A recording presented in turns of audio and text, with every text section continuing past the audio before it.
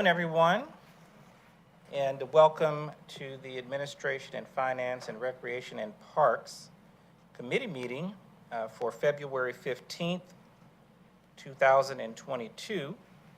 Certainly, as always, recognize our elected officials, Mayor Kurt Wilson, Councilmember Christine Hall, Councilmember Peter Vanstrom, Councilmember Mike Perler, excuse me, you weren't in my line of sight, sorry about that. Councilmember Peter Vanstrom, Councilmember Lee Hills, and Councilmember William Morthland. The purpose of committee meetings are for the city departments to convey information to the mayor and city council and discuss initiatives listed on the published agenda. By ordinance, the committee consists of the mayor and members of city council and the city administrator. The ordinance does mandate the city administrator as the chair of committee meetings. And this is a public meeting, but not a public hearing. Therefore, while the meeting is open to the public, we do not take public comments or questions during committee meetings unless specifically authorized by the mayor and council. Public comments or questions are received at the regular city council meetings held at 7:00 p.m. in the city council chambers on the second and fourth Monday of each month and the fifth Monday of each month in open forum. We do encourage citizens to engage our online platforms, and if you have any questions or need information regarding any matter, our staff is available to provide that information to you. At this time, I will ask the committee if there are any amendments or comments you have pertaining to any item that is open for discussion at this evening's meeting. Yes, Mayor Wilson. Thank you, Mr. Chairman. At this time, I have two items I'd like for consideration. I would like to request and make a motion to the council to remove the addendum, item number 13, consideration of a resolution for changes to the City of Roswell Charter to be sent to the General Assembly of the State of Georgia.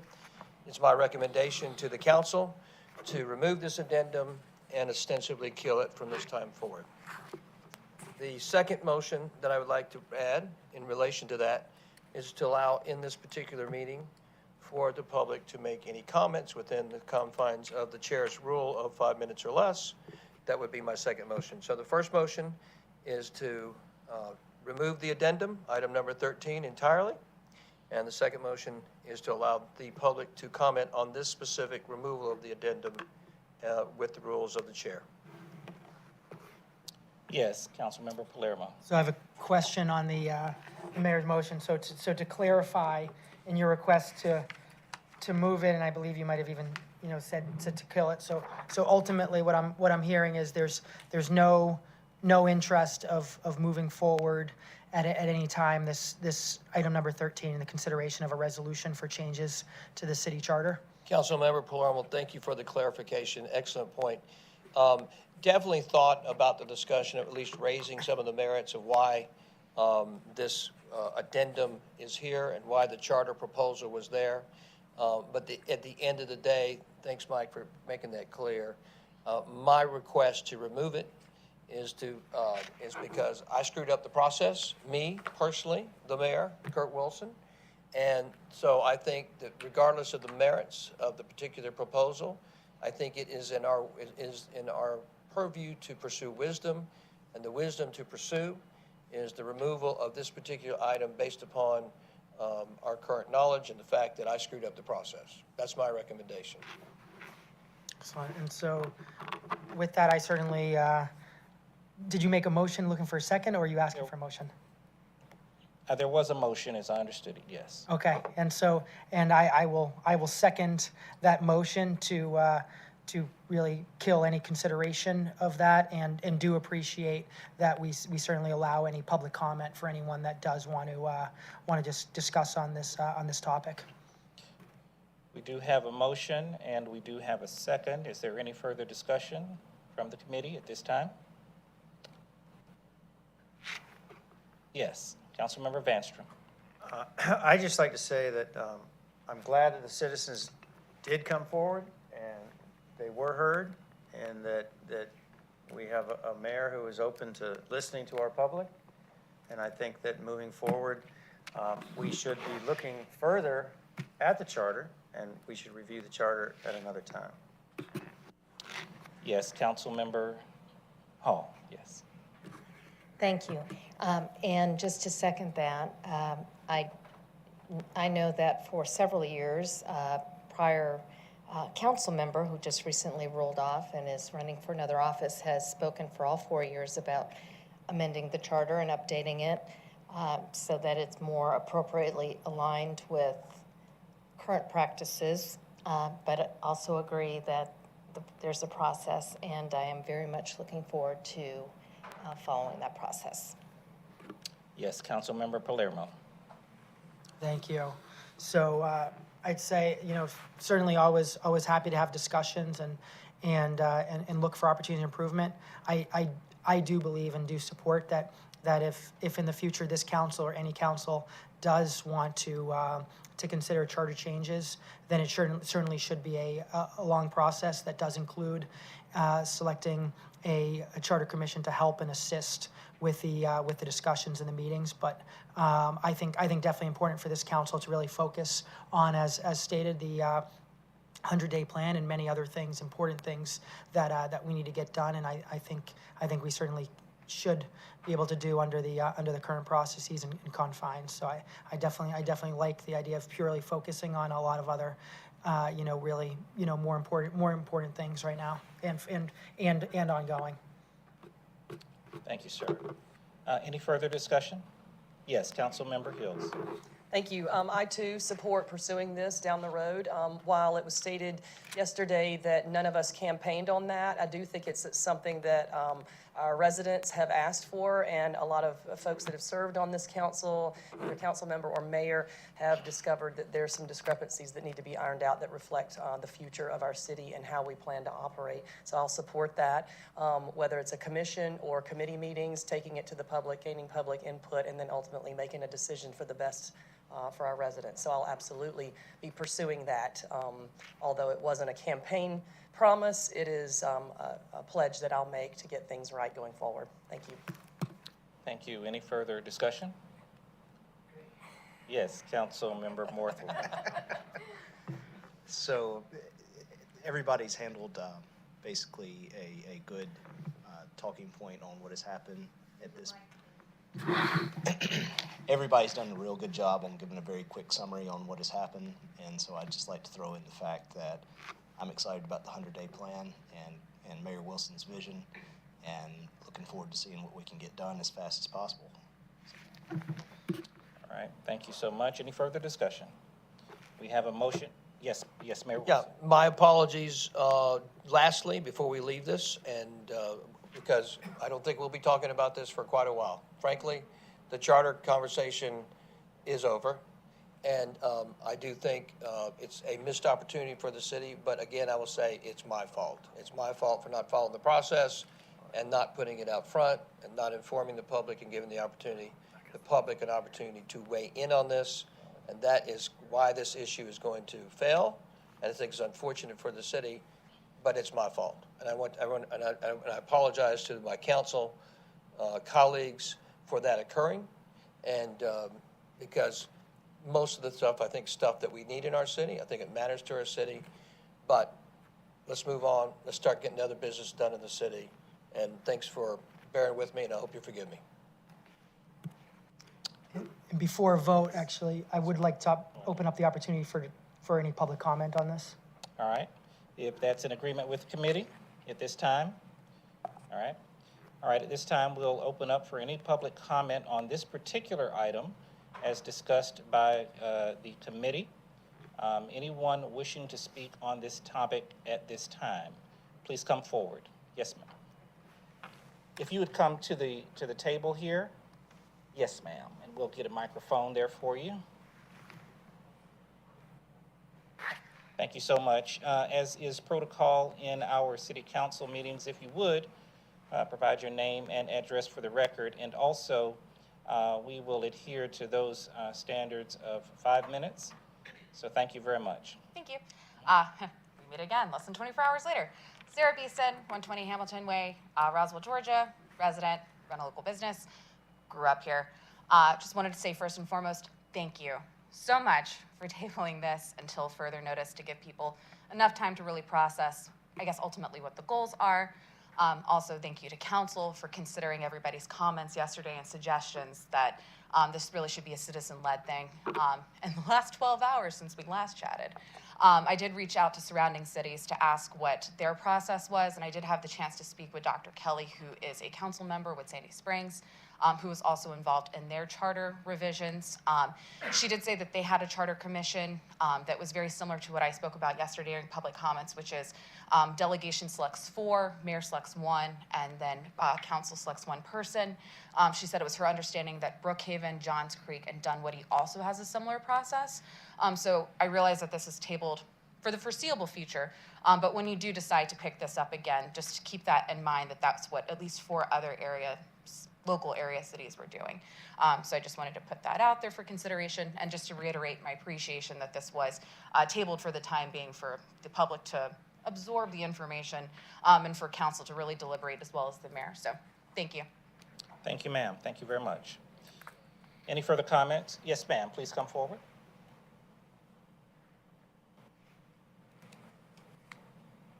Janet Russell, Russell resident. I just want to say thank you for apologizing.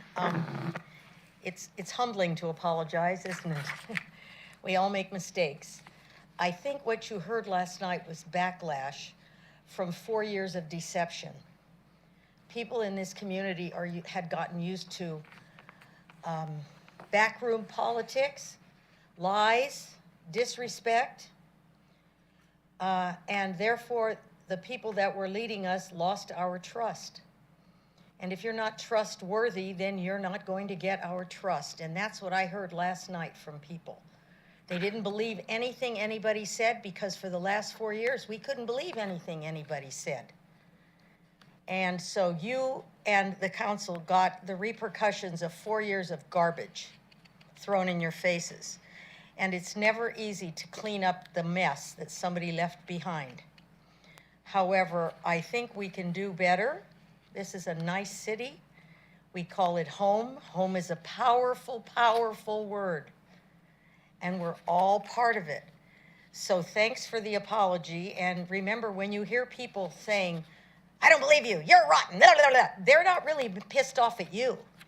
They're pissed off at being lied to for the last 4 years, plus. And you're going to be the ones that, so put your catcher's mask on and your catcher's mitt, because you're going to catch a lot of shit. Thank you. Any further comments from the public? All right.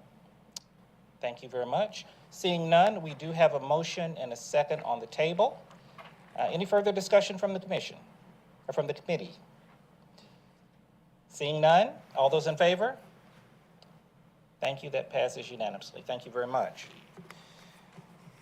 The first item on the agenda is the approval of the minutes for the Administration and Finance and Recreation and Parks Committee for January 11th, 2022. I'll entertain a motion of approval of minutes. Motion to approve. Motion to approve by Councilmember Hall. We have second from Councilmember Hills. Any further discussion? All those in favor? Thank you very much. That passes unanimously. The next item on the agenda is under administration, consideration of approval for the mayor and/or city administrator to sign a contract with SmartWave Technologies for citywide Wi-Fi infrastructure upgrades in the amount of $93,246. Thank you. Thank you, Mr. Knight. I appreciate that, and that is what we're looking for. This is for procurement for a consultant or a contractor to come in and change out our access points. I have Christopher with us tonight. He's going to go over this information, and then he can answer any questions that you may have regarding it. Good evening, Mayor and Council. It's good to see you guys. Quick point of order. I know this is a little different meeting. Will the public be able to comment on every agenda item? Okay, thank you. So with stuff like this, it's a little bit of a challenge for me to present because it's hard for me to know what people understand about technology versus not. So I'm going to give you guys a high-level summary and then kind of be open to any questioning. I think that's a little bit easier for me to not present you guys with too much of things you might already know. So it's our nice IT mission statement with our guiding principles. And as a quick overview for the process, this was funded in fiscal year 2021. We are finally coming to the end of it. We went through the procurement process and selected a vendor, and that is what we're coming to you today to get approval or agreement to move forward with that contract. What this is for the replacement of our access point hardware. What that is it's the hardware that allows you to connect to the internet wirelessly. So in fact, that right in the corner is an access point, so that is in scope for this project. Some things I want to highlight is that this project got budgeted for $600,000. We're asking you to give us approval to sign this contract for the hardware to replace it for $93,000. And then we also have a second phase, which may or may not be needed, where we're going to look at potentially upgrading places that have dead spots and look for improvement for our staff and the public of places we already are. And general benefit is that we're updating our indoor and outdoor access points to ensure security and stability for the next 5 years. For any kind of hardware, there's an expected 4 to 5 year life cycle, and so we're at the end of the life cycle for our current access points, and that's the need of this project, is to keep it updated so we keep our equipment stable and secure. And I kind of want to comment to why we are significantly under budget. We are very specific about competing through an RFP process. I think we set up a very good approach. We could go into more details if you're interested. We separated the plan and the proposal. So typically when you do things like this, vendors want to sell you the plan, which is what you should implement, and then also the hardware. So we made sure to separate that we weren't going to allow vendors to be able to submit on both. We went to the market requesting a vendor to submit a plan as almost a fiduciary to say, this is what's best for you. But when we went to the market, no one wanted to compete. So we came up with our own plan.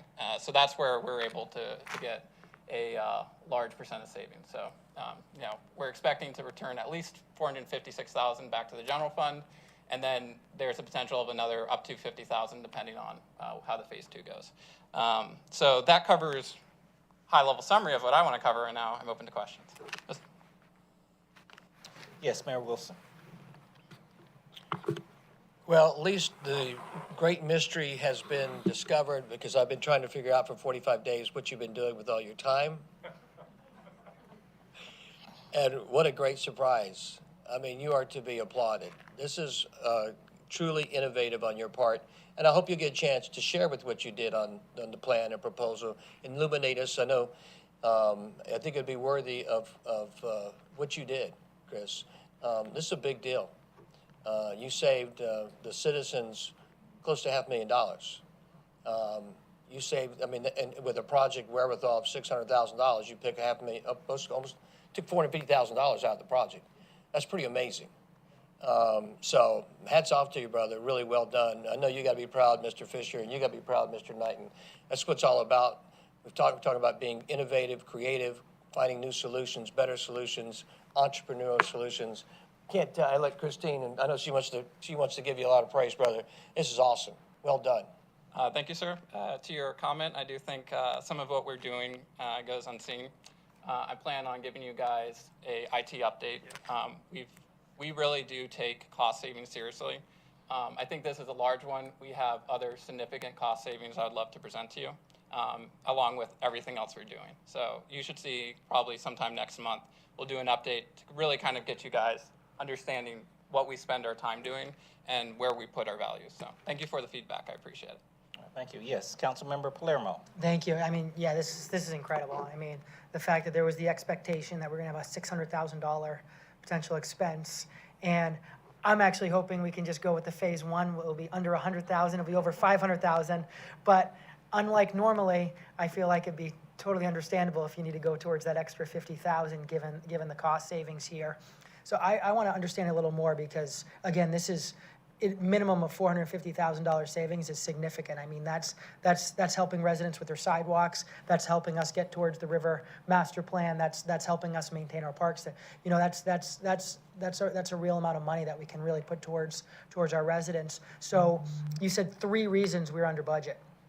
And I'm asking this because I think it's good for us to understand what you did here, to see are there opportunities for savings like this in the future in other departments as well. So I don't consider the first bullet relevant here, because citywide, anything like this, there would have been competing through an RFP.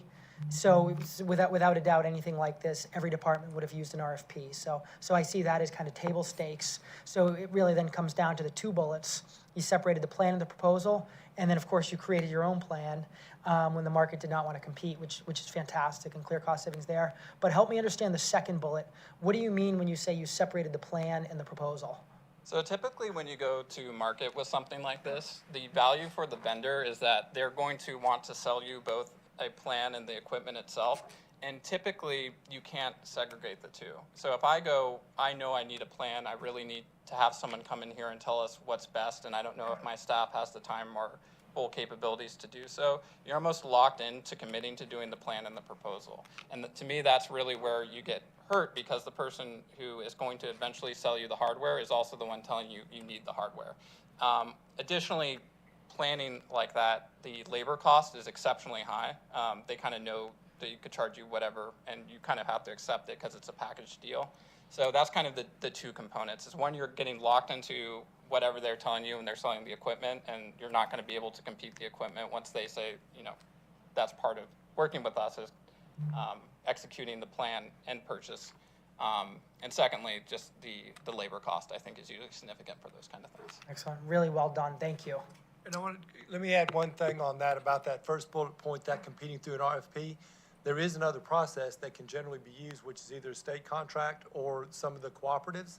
And I will tell you, given the opportunity and the time and the resources, an RFP will beat those the majority of the time.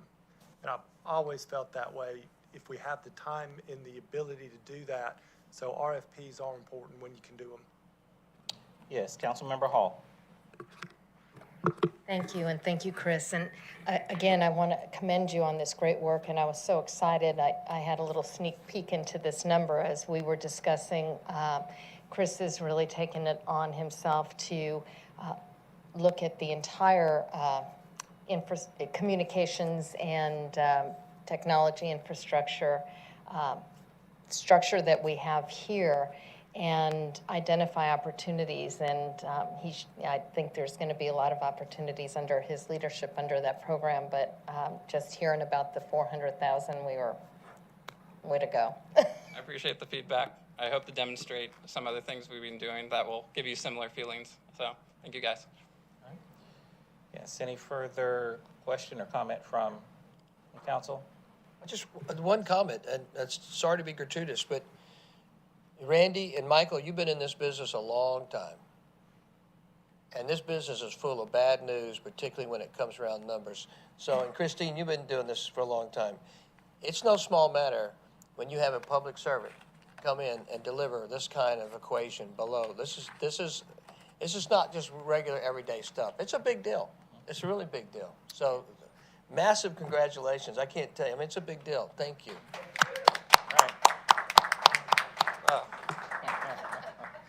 Thank you, sir.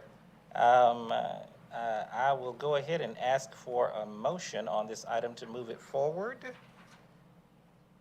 ready to make a motion. Yes, Councilmember Hall, yes. Let's move it forward. Yes. And second from Councilmember Hills. Any further discussion? Seeing none, all those in favor? Thank you so much. Passes unanimously. Thank you. All right, next item. Consideration of a First Amendment to the current site lease agreement between the City of Roswell and NCWPCS MPL 26 Year Sites Tower Holdings LLC, AT&T Wireless PCS Incorporated, regarding the lease term and rent increase at the Roswell Town Center cell tower site. Mr. Petty, I guess you'll be presenting that one. Yes. I just learned I'm going to be presenting this, and so bear with me a little bit. But I was a little bit familiar with it. I know David had asked this to be put on the agenda. So this is just a amendment to a lease agreement for a cell tower that we've had since 1997. Currently, right now they're paying $100 a month. This lease takes it up to $2,500 a month, and then a 3% annual rent increase after that. And it's for a potential 5-year terms, 3 new 5-year terms up to that long to 2037. So if you have any questions, but. 3 5-year terms, not 15 5-year terms, right? Yeah, Okay. 3 5-year terms. Thank you. Any questions from members of council? Yes, Mayor Wilson. Mr. Petty, who's, this is under administration, right? Mr. Fisher, is this yours? Is this yours? Yes. Where does this fall? What's the purview? Who's doing? I thought this was under the legal, So from a committee standpoint, we don't have a legal attorney report. So under the department, the attorney, our legal is actually in administration. So it falls under the administration department for committee meetings. But this is a real estate type transaction contract. So our attorneys handle the details of these contracts. Okay, so it's legal's negotiating. We negotiate Correct. it, but then after the negotiation, we're out of it. Okay. So I think So- finance takes it to that. This is your deal. Can you address it at all? Can you just like educate us a tad on it since, because we're all kind of fairly, when you see $100 per month go to $2,500 a So month, I- you say, Miss- a curiosity can't help get piqued a little bit. Yeah, I'd like to give some Palermo. background. So I believe historically, I've actually never seen these come to committee, that it typically would come straight to council. So that makes me think that so basically regarding the real estate and the negotiation, so basically, it seems like every 6 months to a year, we end up having one of these contract expirations. And basically the goal and the guidance has historically been to get them in line with basically the other ones in the current rates. So if these ones were so low that they were $100, then basically what that's telling us is that was agreed upon a long time ago. And because basically, of course, from the cell phone towers, they want to have as low of a price as possible and for the rights to renew as many as possible.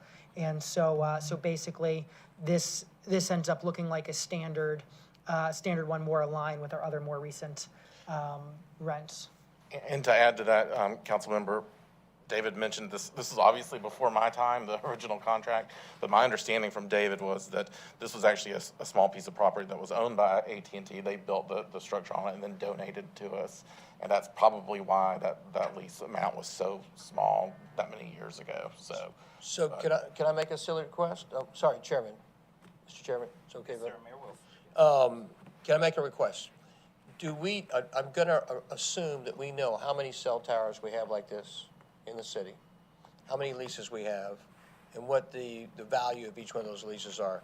Could we identify for mayor and council at some point, all those existing leases, what the value proposition is, what the timetables on there are, just from an illuminating perspective?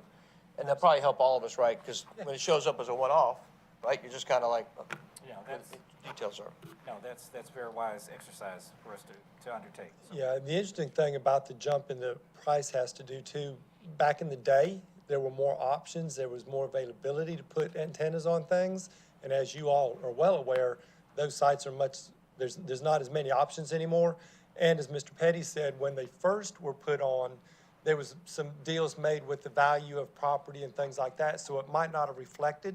But once those contracts are up, what the market value is, and just the fact that the market value is higher, is what makes that jump look a little bit better. But we can get you a listing of all of it. I think great, Michael, and let's put in there, if there's land as part of that piece, We will. let's make sure that's illuminated as well. We will, sure. Okay. Thank you so much. Yes, sir. All right, thank you, Mayor. All right, any further comment?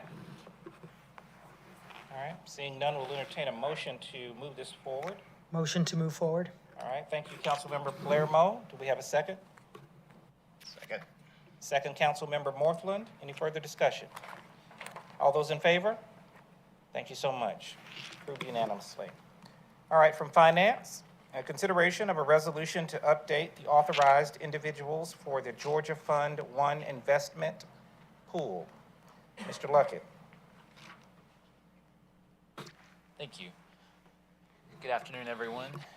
This item before you is a request to update the authorized individuals for our local government investment pool. And just to kind of give you a little bit of background information, as part of the city's investment policy, we participate in the Georgia Local Government Investment Pool. It's called Georgia Fund 1. It's managed by the Office of the State Treasurer, and local governments across the state participate, and it's just an easy, efficient way for us to, in a quick way, for us to invest and maximize the funds that we have on hand that we're not currently, that are allocated for something, but where they're not in use at the moment. So it's a quick process for us to transfer money to them, to gain some on that, and then when we need it, it's easily accessible as well. And so tonight we're just asking approval to add Mayor Wilson to that list of authorized individuals, which is standard practice in the past. And the authorized individuals include Mayor Wilson, Mr. Knighton, Mr. Fisher, myself, and our Deputy Finance Director. All right, thank you, Mr. Luckett. I assume that this is something that is a matter of standard protocol and has to be authorized by resolution, is that right? Yes. Okay, thank you. Yes, Councilmember Palermo. You actually kind of asked my question. So is this is something standard that the city's been doing previously? Just those are the roles that should always be named? Right, anytime any of those roles change, we're required to obtain a new resolution from the mayor and council to submit to the state. Excellent, thank you. Right, yes, Councilmember Morthland. This resolution that you're sending to the state also removes signatures? We're actually able to remove people without approval of the mayor and council when things change, when a role changes, and so we're able to do that on our own. But anytime we add a new authorized individual is when we have to come to you. All right, thank you. Any further comment or question? All right, motion by Councilmember Palermo, second by Councilmember Vanstrom. Any further question or comment? All right, seeing none, all those in favor? All right, thank you. I assume that you were abstaining? Yes, sir. My Yes, bad. yes, and one abstention. All right, thank you so much. All right, Ryan? All right, we have a presentation of the FY 2022 second quarter budget report. Thank you. So we provide a monthly budget report as part of your committee packet each month, but we present it to you all on a quarterly basis. And so I'll walk you through the report and kind of what all is included there.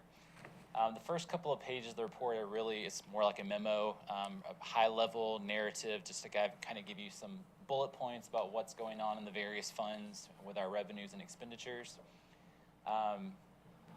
Just to make sure we're all on the same page, this is the report as of the second quarter, so it's through December 2021.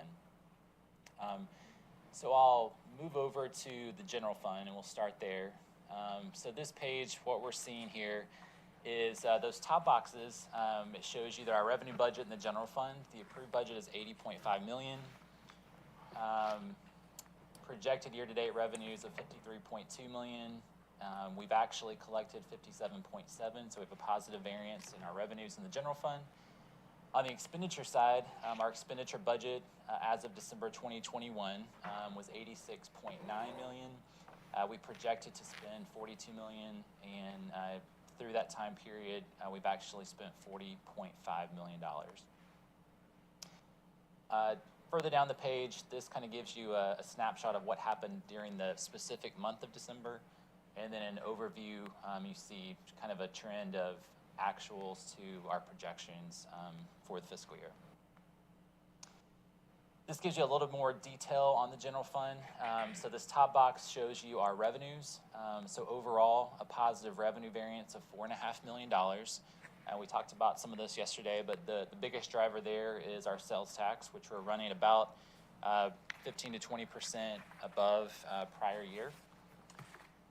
The other items that are kind of driving that revenue variance include our business taxes, and within that category, primarily that's our insurance premium tax, which came in about $500,000 higher than what we anticipated. That's a one-time payment we get usually in October of each year. On the expenditure side, you can see that we had a positive variance, so we spent about 1.4 million less than what we had projected.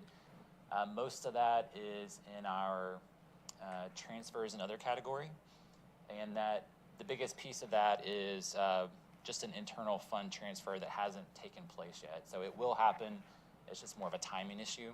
And then we are showing close to $600,000 in operating savings that will most likely get spent, just more of a timing issue that hasn't been spent to date.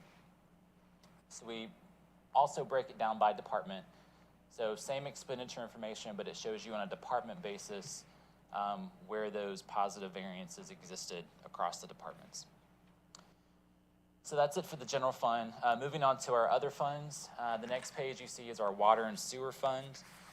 So here, our revenue budget is $4.8 million. Our actual revenues are right on target at $2.6 million. On the expenditure side, we had projected to spend $2.8 million and have spent about $1.8 million. Again, most of that, not really savings, but most of that difference is related to capital projects and is more just a timing issue there. Next page is our solid waste fund, and here our revenue budget in the solid waste fund is $14.7 million. We'd projected to spend $6.5 million, and we've collected about $6.7, so it's pretty much right on target. On the expenditure side, about $500,000 below projections at $6.5 million. Our next fund is our Stormwater Fund. In this fund, our revenue budget is $3.4 million.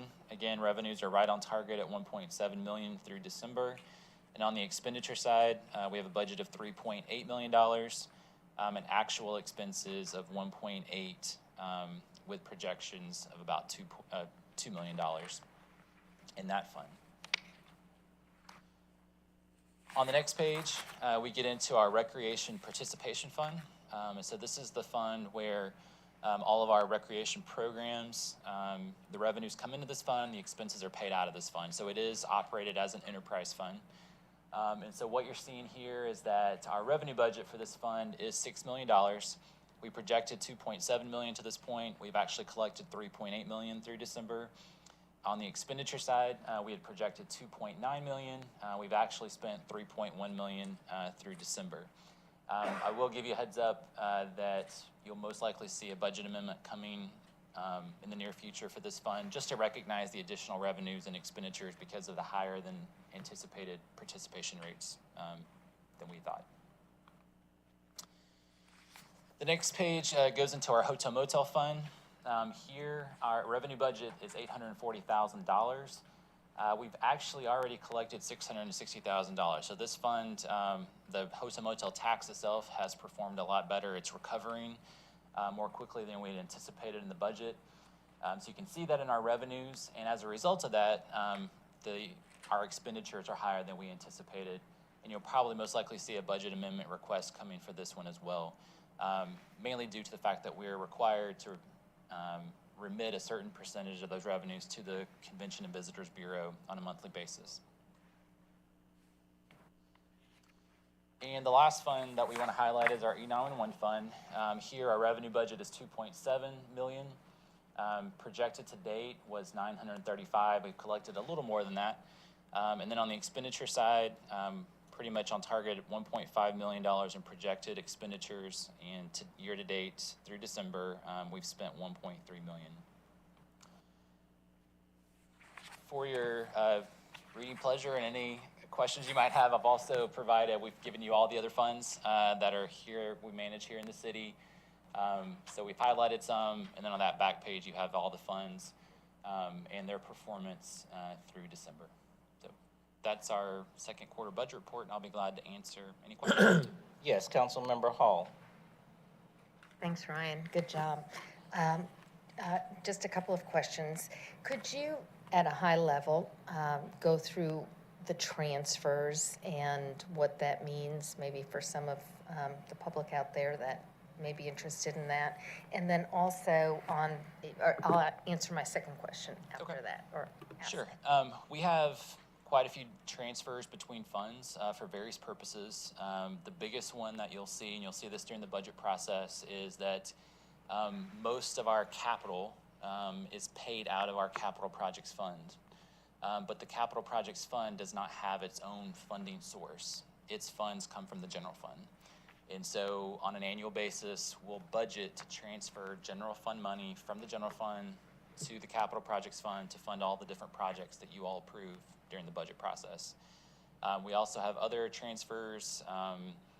Some of the different funds pay the general fund back for the general fund services that are provided to those funds. A good example is legal, HR, finance. Those are all services that are general fund funded, but the other funds take advantage of those services as well. They pay their share for those services.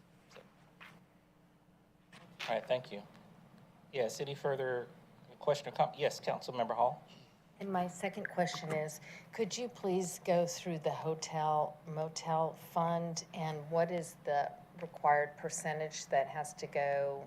Can you walk through those percentages for us, please? Sure. The percentages are set by the state law, and we are required to pay the Roswell Convention and Visitors Bureau, I believe it's 43.75% of all hotel motel tax that we collect. 37.5%, I believe, is unrestricted, so it can be used for any purpose whatsoever, whatever you all deem that to be. And then another 18.75% has to be used for what they call tourism product development. And the council, there's a set of guidelines for what that entails. Basically, any kind of project that that has the intent of drawing in more visitors. It could be parks and recreation, it could be museums, visitor centers, wayfinding signage is an option. So there's a lot of different options that fall within there. Thank you. Thank you. Any further comment or question from council? The only comment I have is I now understand why all the other department heads have why they dislike you so much, Ryan, because I look at this and I see the only person that's almost spot on their second quarter number is just ironically the finance department. So I now understand why these guys are all on top of you, Ben. Nice job. All right, thank you. Now, Ryan, now we'll have a presentation of the FY 2022 second quarter investment report. Thank you. So this is another report that we provide monthly, but we'll present to you all quarterly. So again, this is for the second quarter, so through December 2021. So the city does have an investment program. The intent of that is to maximize the funds that we are holding until those funds are used. The city has an investment policy that is approved by mayor and council. We're governed by that. We're also governed by state law in terms of what we're allowed to invest public funds.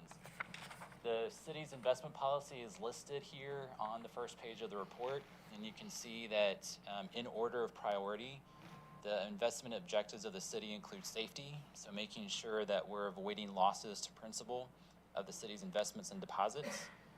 Secondly, compliance, that we're following all of our local and state requirements. Liquidity, making sure that we have enough cash on hand to meet all obligations. And then finally, last is our income, to maximize the resources that we have while we have them. At the bottom, it gives you a current status of the overall portfolio and what the portfolio is yielding at this point. So you can see that as of December 2021, the city's portfolio is yielding about 56 basis points. We typically compare that to the one-year treasury, which was at 28 basis points for the month of December. On the next page, we kind of give you the trend of what that looks like over the last 12 months. And so you can see as of December, the city was earning about 28 basis points more than the one-year treasury benchmark. At the bottom, we provide a pie chart that shows you the breakdown of where the funds are invested or if we're holding them in our bank deposits. As you might imagine, currently there's not a lot for us to invest in, and we're not earning a lot because of the interest rate environment. And of course, we expect that to change as rates are probably going to increase here in the next few months. So currently, we have a lot of our cash on hand and sitting in our bank deposits. But aside from that, we have some funds in Georgia Fund 1. You can see 6% in CDs, 14% in U.S. Treasury bonds, 19% in federal agencies, and 1% in a money market account.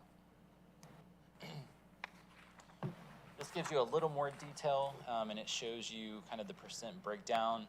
But as I mentioned before, you can see the vast majority in terms of comparison among those is currently held in our bank. You'll also see that total cash on hand is total about $162 million at this point.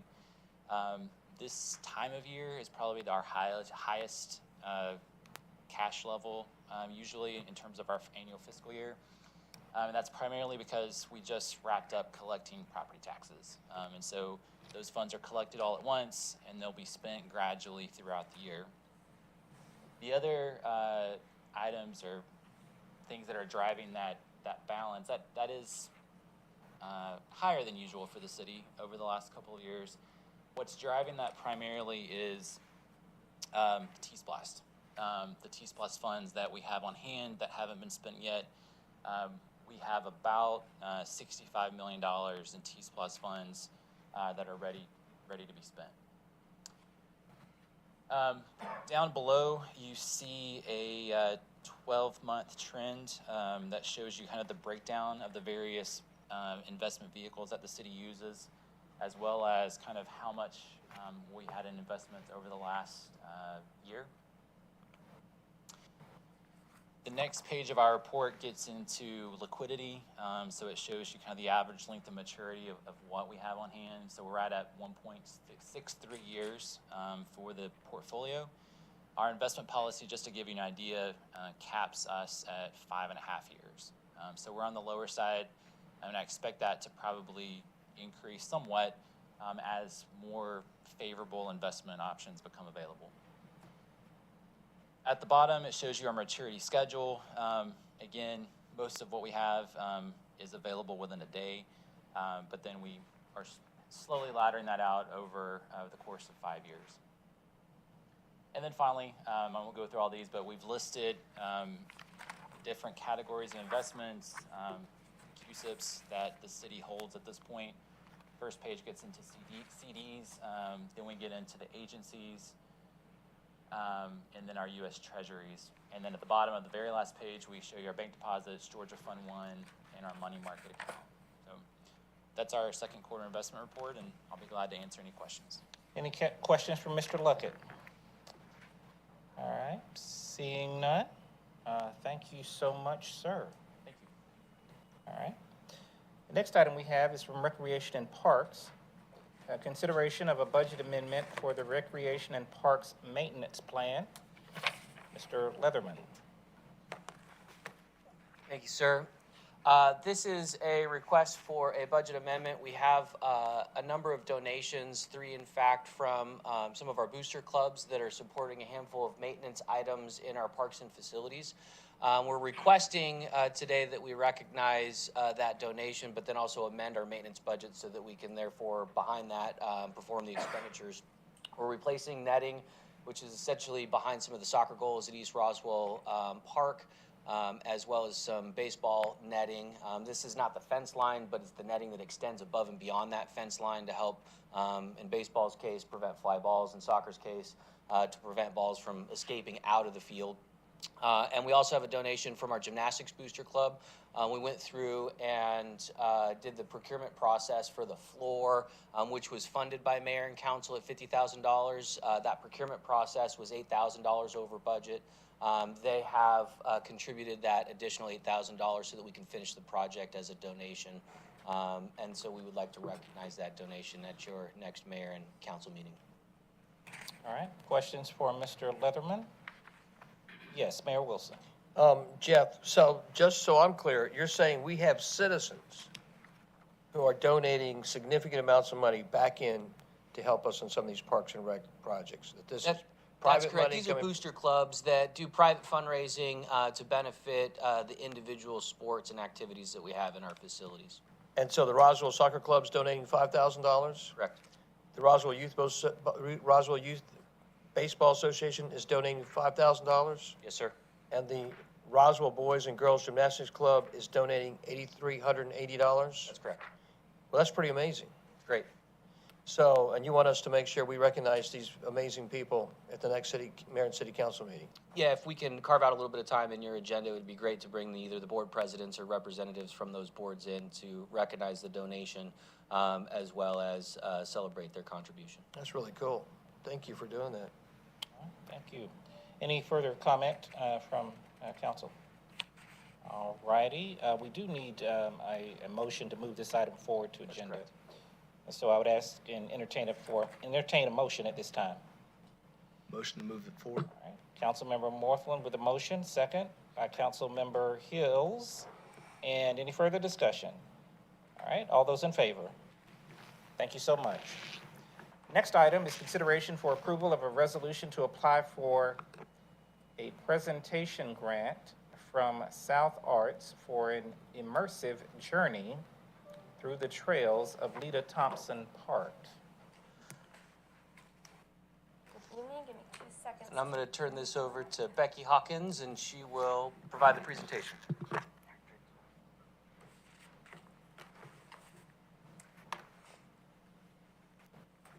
Good evening, Mayor and Council. Thanks for having us here tonight.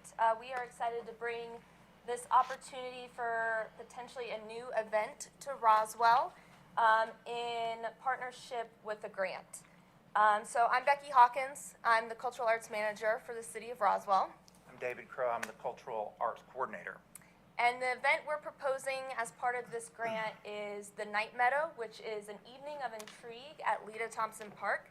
It will feature a staged performance. We built a new stage, small 16 by 20 foot stage down at Leta Thompson. So it would include activating that stage as well as part of the trail that runs behind the stage and the top part of the meadow as well.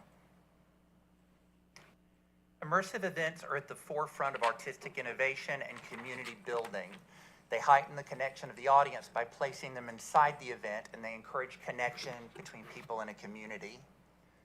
For 3 nights in October 2022, the meadow at Leta Thompson Park will transform at sundown into a mysterious landscape. Tents, lights, and otherworldly figures of all shapes and sizes will mingle among the guests as they visit a series of interactive events, games, and performances. Local vendors and event sponsors will set up shop alongside acrobats, jugglers, and other performers, such as spectral storytellers roaming through the meadow. The centerpiece and grant-funded portion of our event is an interactive guided trail experience and staged theater performance inspired by the novel The Island of Dr. Moreau. Through the daring use of masks, music, and shadow puppets, local writer and actor Marlon Burnley adapts H.G. Wells' classic tale of the tension between human nature and the natural world. Accompanying and enhancing the performance is a curated, guided trail experience featuring puppetry, masks, music, and storytelling. This experience is designed to fill a niche for both young and mature adults, along with families who want an elevated experience for the Halloween season. Although still child-friendly, it's most accessible for teens, college students, and adults. The presentation grant will assist in funding the trail experience and stage performance. Artist Marlon Burnley will create a spectacle of curiosity. Mr. Burnley earned his Master's of Fine Arts in Acting at the University of Georgia and has acted, directed, designed, and produced numerous productions throughout the Southeast. As the artistic director of Out of Hand Theater, Marlon uses performance as a community building tool through guided conversations and dialogues. He's garnered several awards from the Fringe Festival, including Critics' Choice Award and Outstanding Male Performance. So now that you have heard a little bit about what the experience and the event is and the artists that we would be partnering with, I will tell you a little bit about the grant itself. So it's provided by South Arts, which is an Atlanta-based nonprofit focused on increasing access to the arts and culture through basically the Southeast. This grant in particular is called a presentation grant, and it specifically supports engaging with Southern artists. So as David said, we would be partnering with Marlon Burnley, who is an Atlanta-based artist. The request can fund up to $7,500 with a cash match, and those funds will be allocated to 2/3 of the artistic fees, and we'll talk a little bit more about that in just a couple slides. The project must include a public presentation, which in our case would be the performances, and an educational component, which we would work with Marlin to create.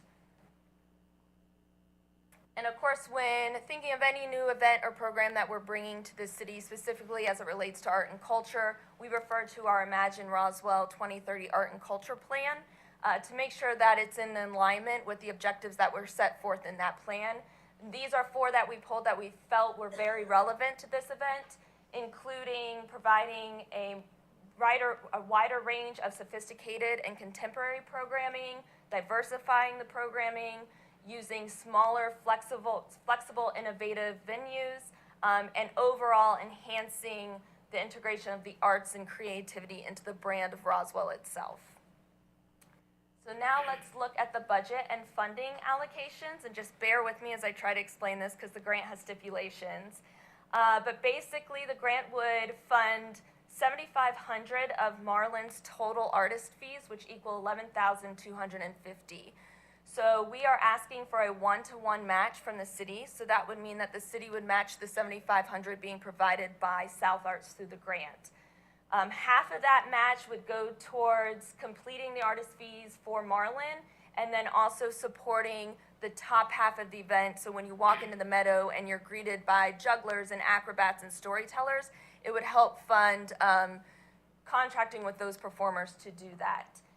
In addition, it would that's it for the match. And then looking at event revenue, so this would be through ticket sales. It would be a ticketed event, as well as community sponsorships. So the next 3 items under expenses are the event revenue funded elements, which equals production, so lighting, sound, electricity, and then equipment and participant resources, tents, tabling, porta potties, generator. We are hoping that it will be a successful event, and our projections are that we would hopefully sell 1,800 tickets at $20 a piece. That would be 3 performances a night for 3 nights straight. So it's $36,000, and then hopefully we can get a minimum commitment of 6,500 community sponsorships for this event. That would equal the total revenue for the event about $42,500. We would, of course, minus the expenses you see above in the orange that were excess expenses. Therefore, we hope that we would have a net revenue of $27,500, which would be enough money to produce this event again next year and hopefully create a model of sustainability for the event so that we wouldn't have to come back and ask for additional funding from general fund or some other fund that we've created in this first onset with this grant, the opportunity to create a model of sustainability with very minimal risk and investment at the start. So that's a very quick highlight of the grant and the project, and we will be happy to address any questions. Yes, Mayor Wilson. Becky and David, welcome. Thank you.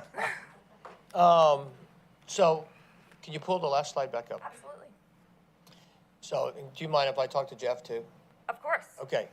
So Jeff, are we saying that if we invest $7,500 that you're going to give the city a $27,500 return this year? If we can sell the 1,800 tickets, and that's the risk. And what do we need to do to have a high probability of selling the 1,800 tickets? Excessive marketing. We would definitely want to try to get some placement marketing. Recently, we had Paul Milliken out with Orchestra Noir, and that actually sold out the show. So we would try to line that up. Reaching out to local papers, local media. We would need to ensure the right communication was reaching the right audience. So 2 more questions. So that obviously there'll be a cost inferred with that, right? So marketing costs, so probably ought to, if you don't mind me suggesting, maybe add it to your pro forma. Absolutely. So we know what the return is and the cost. Absolutely. Second, Jeff. Yes, sir. Okay, if we go back a couple more slides. This, right there. Right, that looks pretty cool. Did I miss this last week? Did we talk about this? We covered it very quickly. It was on the Imagine Art 2030 was on our list that we went through. it's a plan that's already been adopted, so we don't have, the cost was identified when we adopted the plan, and we have an implementation measure that we track on an annual basis within the plan set itself. We also talked about, at some point, taking a look at any potential amendments to this plan that this mayor and council may or may not want to include. So we did identify the plan, and did we give it a green? We did. Okay, We did with some caveats that we want to look at it. awesome. So, that, yet to be determined. That's correct. Yet to be illuminated, because like the new council members and the new mayor are kind of ignorant. So, kind of back to the same overview discussion that we had, sorry, Becky, David, I don't mean to talk. Overview discussion, it would be really cool for us as council and mayor, kind of like the, Michael, where's Michael? He went out at my request to check on something, so. Kind of like the overview of like looking at the contracts for the cell phone towers, having a full understanding.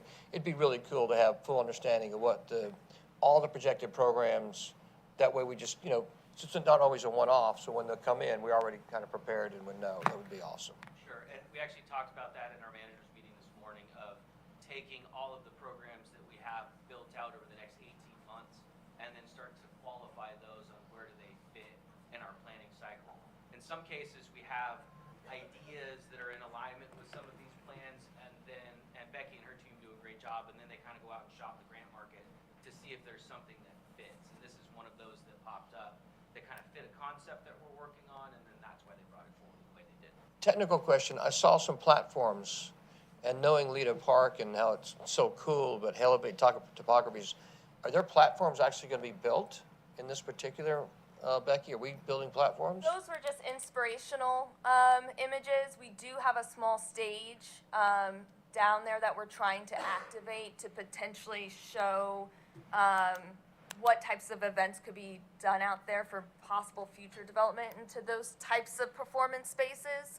But for right now, we would have tables and tents set up in the most flat areas of the meadows. Yeah, and in terms of the stage, what you saw was the stage that you saw a picture early on of the stage that exists now, and the other pictures were of other performances.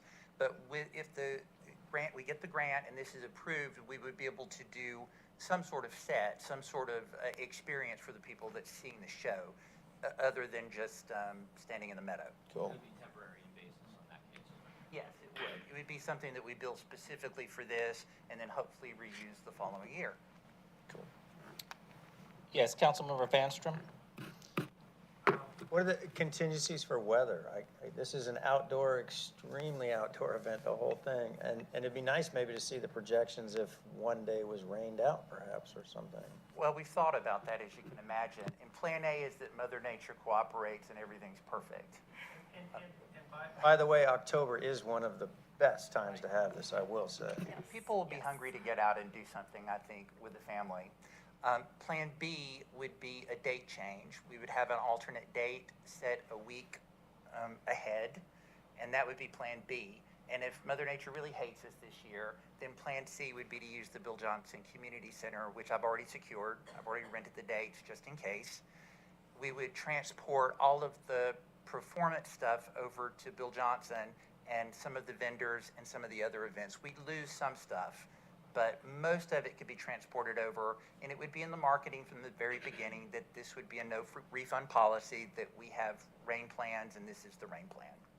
And we could do something, a semblance of a really great event over at Bill Johnson, not what we hoped for, but. Yes, Councilmember Morthland? So, two things. First is just a statement. We're going after a grant. This is what this is for. We're applying for a grant. Yes. All right. Second is the next slide up there.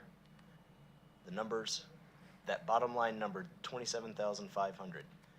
Did I hear you correctly say that if everything goes perfectly and that's the number that hits our bottom line, we're going to reserve that number and roll it to next year?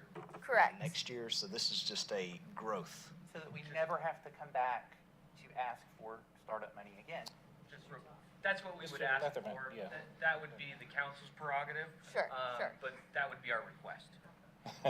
So we're Thank you, thank you, sir. Correct, Thank you, correct. sir. Just for edification, if there were a grant available next year, I'm sure, Becky, you would be pursuing that grant again next year, Absolutely. right? Just for Absolutely, if edification. it was in line with this event and with the objectives of this event, then absolutely we could continue to look for grant opportunities to support it You're just hoping to bank $27,500. at the approval of mayor and council. Yes, Councilmember Morthland. have we done something like this before? In terms of this type of event, or? This let's put it together. Let's get the grant. Let's be productive. Let's make 27,500. Let's push that to next year and keep it going from there.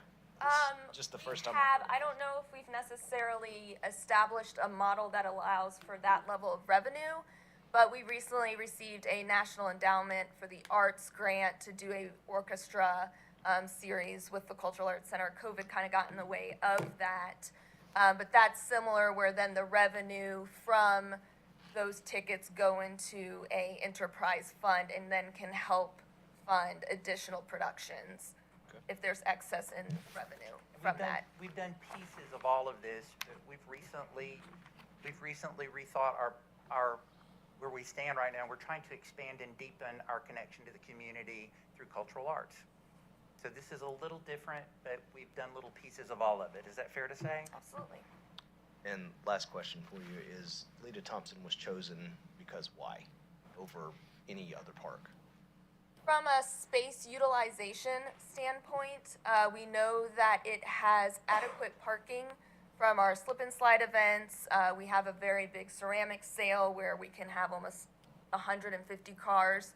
So we know that the parking is not necessarily a concern, and it provides a more intimate, flexible venue that kind of spurs into either the trails or activation of the Arts Center or our metalsmith workshop. So we chose it just sort of based on its intimacy, but also it still has that open meadow, open field that you can very easily activate into multiple ways. It's versatile, and it also has atmosphere. I think it would be really great for this specific event. Yes, Councilmember Hills. Thank you. It sounds really cool. Did I make up the 3 nights that these are 3 sessions per 3 night? So you, let's Correct. just round it to 200 a crack. Correct. That way the 150 parking would accommodate that. Correct. Our hope would be to sell time tickets, so you kind of have a Right. revolving door of people coming in and leaving, so that parking never gets too constrained. Gotcha. And then some trail walking events along there. And Correct. So it'd be about a quarter mile of the trail. It's all the paved, padded trail. And then along that trail, there'd be about 5 or 6 vignettes that you would stop and see a small puppet show, or you would listen to another storyteller, or there'd be some cool experimental theatrical story happening. And that's where we would work with Marlin to develop those vignettes along the trail. gotcha. And then that would, I'm assuming, have docents along the way to guide the patrons along the way? And then what about bathroom breaks? Are you talking about porta-johns, or using Leta Thompson home, or?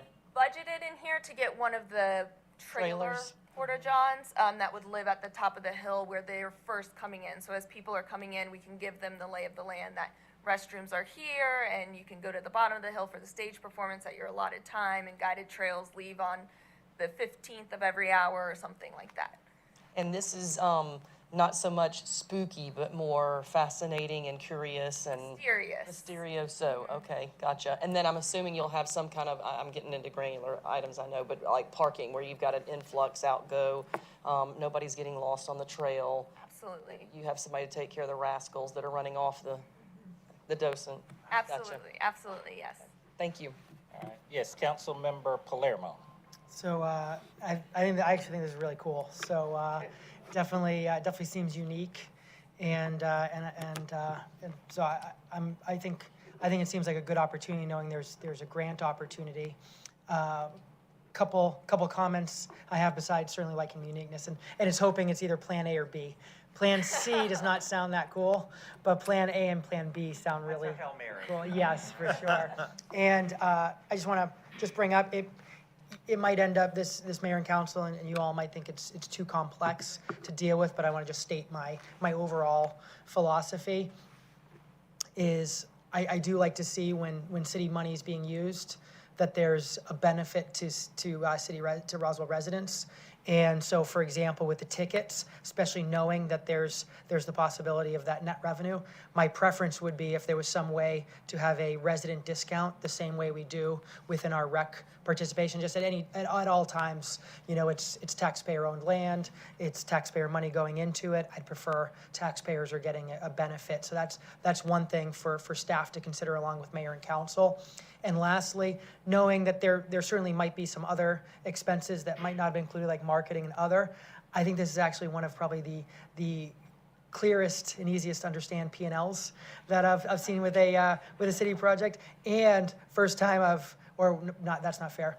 One of the first times I've seen where it's actually projected to hopefully be sustainable and fully self-sustainable, in which case, if it turns out, Becky, that your passion is not cultural arts and you prefer finance, Mr. Luckett is always looking for help. Yeah. Good job, thank you. Thank you, Councilmember Hall. Appreciate the feedback. Councilmember Hall? Thank you. And thank you for bringing this forward.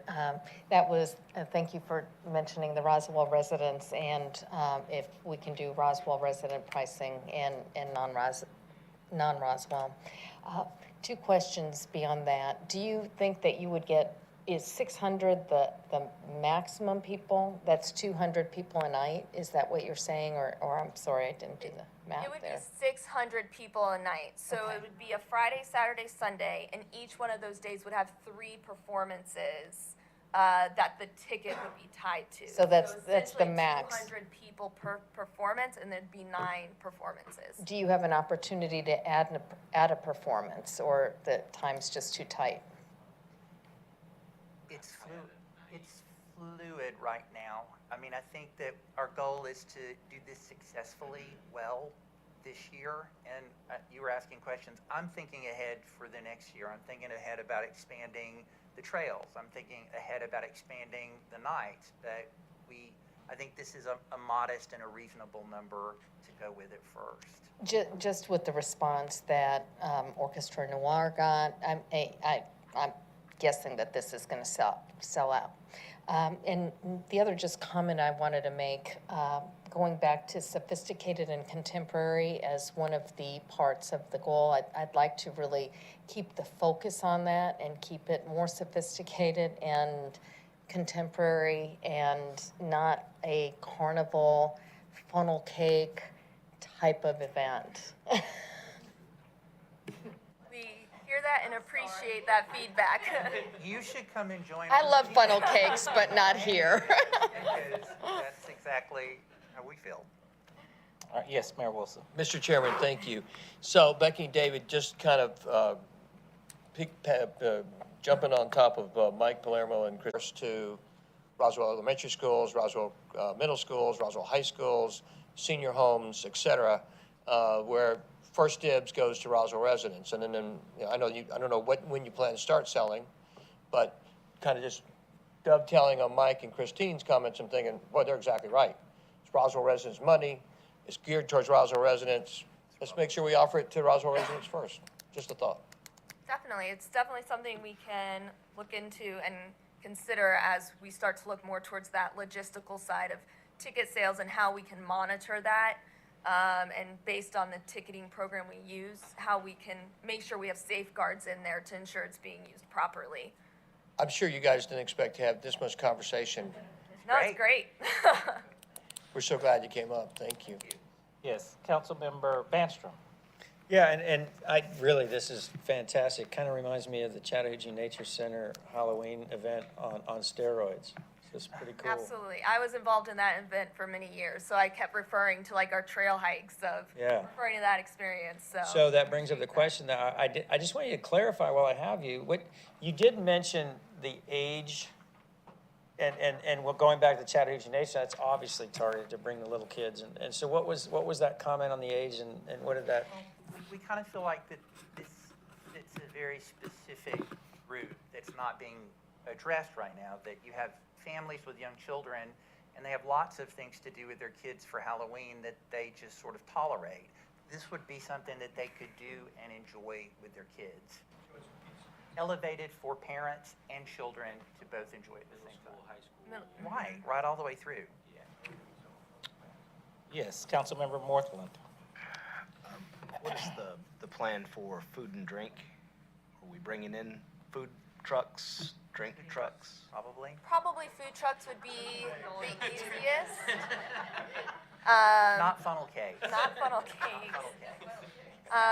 Cakes has been stricken, yes. Food trucks would be the easiest, but of course, we're open to partnering with a local restaurant that maybe could bring some elevated food and beverage options to the event.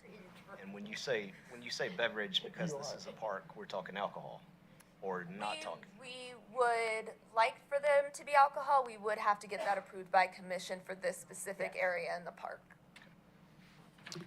Yes, Mayor Wilson. So, thank you, Mr. Chairman. Mayor Pro Tem Palermo said this was the easiest, simplest pro forma he's seen in quite a while. But we're going to keep complicating it, I'm afraid.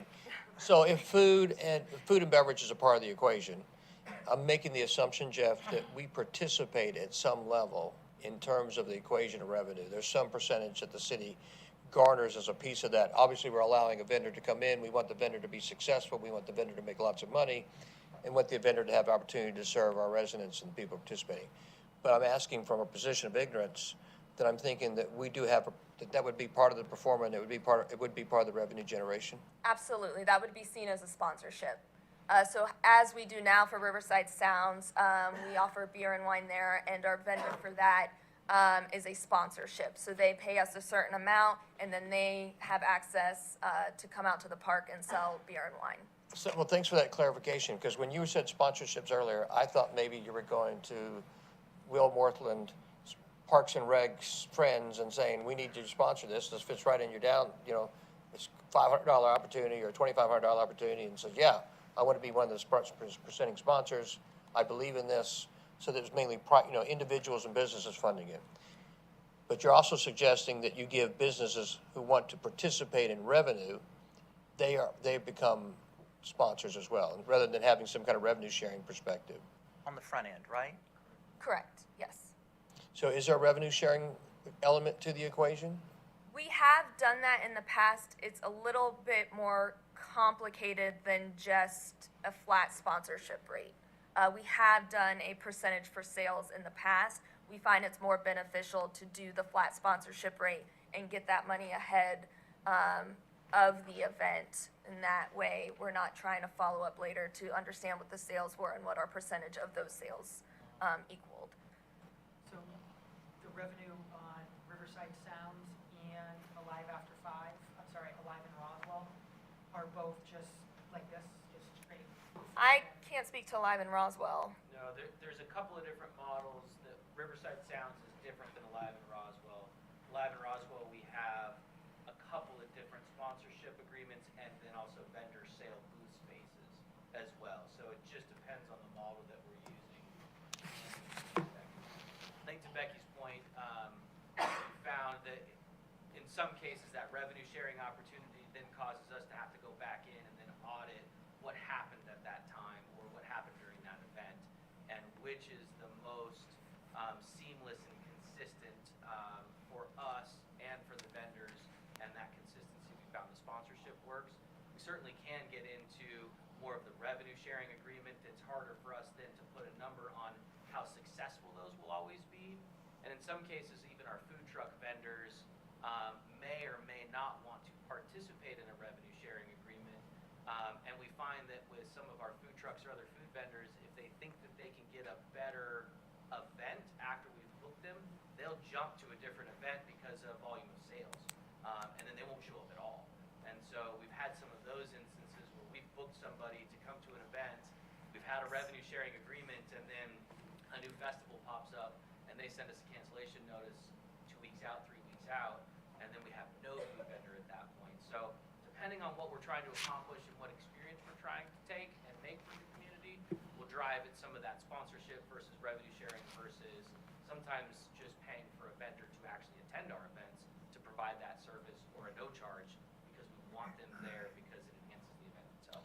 Those are salient points, Jeff, and I think, and understand the practical applications and the practical challenges of getting upfront money to secure a vendor versus trying to manage the sales and manage the revenue and whether or not you can manage the vendor showing up based upon them getting a better opportunity. They're good points. You probably just hear behind the questions is based upon sponsorships, or maybe like a disconnect a little bit on what a sponsorship is, what the value of the sponsorship is, what we are providing to the residents in terms of return on revenue on the residents. Questions that you'll probably hear more from us, not less. And they're not meant as scrutinization, they're meant as edification, and perhaps are we getting the best bang for the buck. So please don't take that as anything, but that's where those questions come from.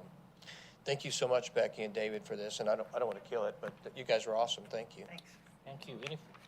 Any further questions or comments? Seeing none, we'll entertain a motion. Yes. Make a motion to move this forward. All right. Thank you, Councilmember Morthland. Motion from Councilmember Morthland, second from Councilmember Hills. Any further discussion? Seeing none, all in favor? Thank you so much. All right. Thank you. Thank you, guys. Next item is consideration for approval to close Canton Street for 5 events.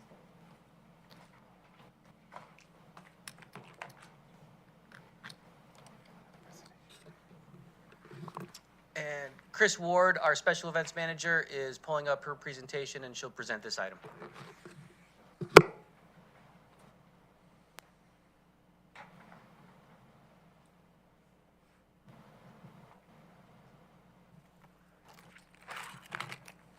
Good evening. This evening, I will be reviewing the Canton Street closures to date for 2022. Please remember that there may be additional ones that come along that are permitted, and I will certainly bring those to your attention as well. Thank you. Bringing these to you is an operational practice that we began so that the mayor and council would not only be aware of the road closures on Canton Street, but would have an overall view of the number and types of events and the closings that occur on Canton. These are the upcoming events that we currently have.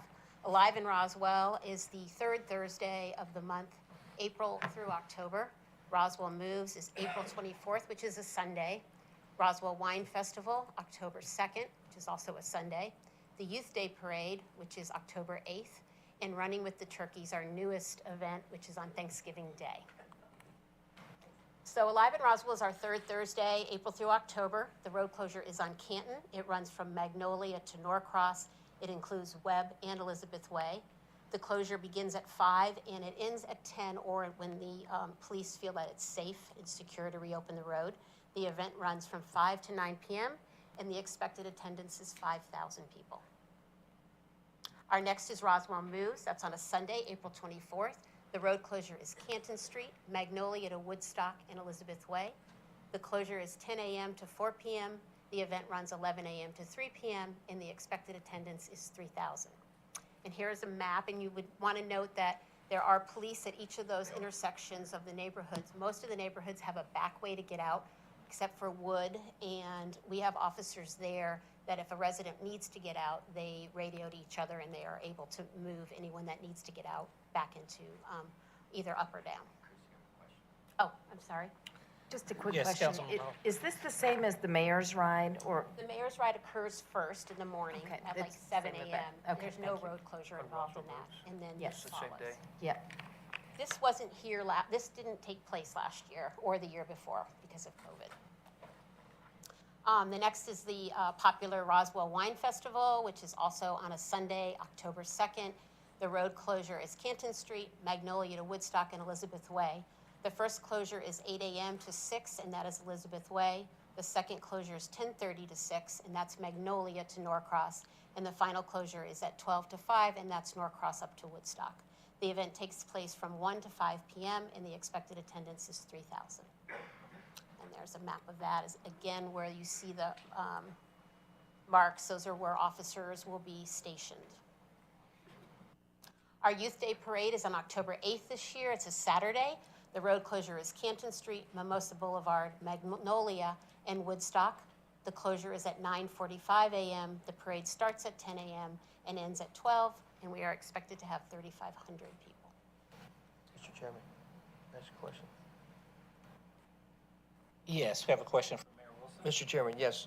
Chris, quick question. Sorry, can you go back a slide? Because I apologize for my ignorance. One more back. Yes. Which, the map? Yeah, one more back. Okay. So, I really don't know. So will you educate me? Yes. What does it mean, you got 3 different road closures with different times? So they're staggered. So the first one occurs at 8 a.m. to 6 p.m. So Yes, ma'am. that one goes first at Elizabeth Way. That's so that we're not going to just close everything at 8 a.m. and keep it closed for the whole day. So the second closure from Magnolia to Norcross will begin at 10:30, and that also will run to 6 p.m. That's all setup reasons. And also it gives the opportunity for the restaurants to get, the ones Norcross to Woodstock to also have access in and out. And then everything opens back up at 5, so that, well, the other 2 don't, but opens up at 6 so that they can have their evening dinner business. So it's a staggered closing. Does that make sense? Sorry, I apologize. I can't see it, but that's totally on me. Drop to the map real quick. So that'll give you a sense. So you've got, do you want to point out the Elizabeth Way, kind of which ones? How do you You've got turn some. this little guy on? Okay. Yeah, so I think if I can see it well enough. So what we're saying is this is all of Canton. So at first, we're just going to close Elizabeth Way, and the remainder of these will stay open. And then at 10:30, we start and we close Canton Street to Norcross. And then beginning at 12, we close from Norcross all the way up. So by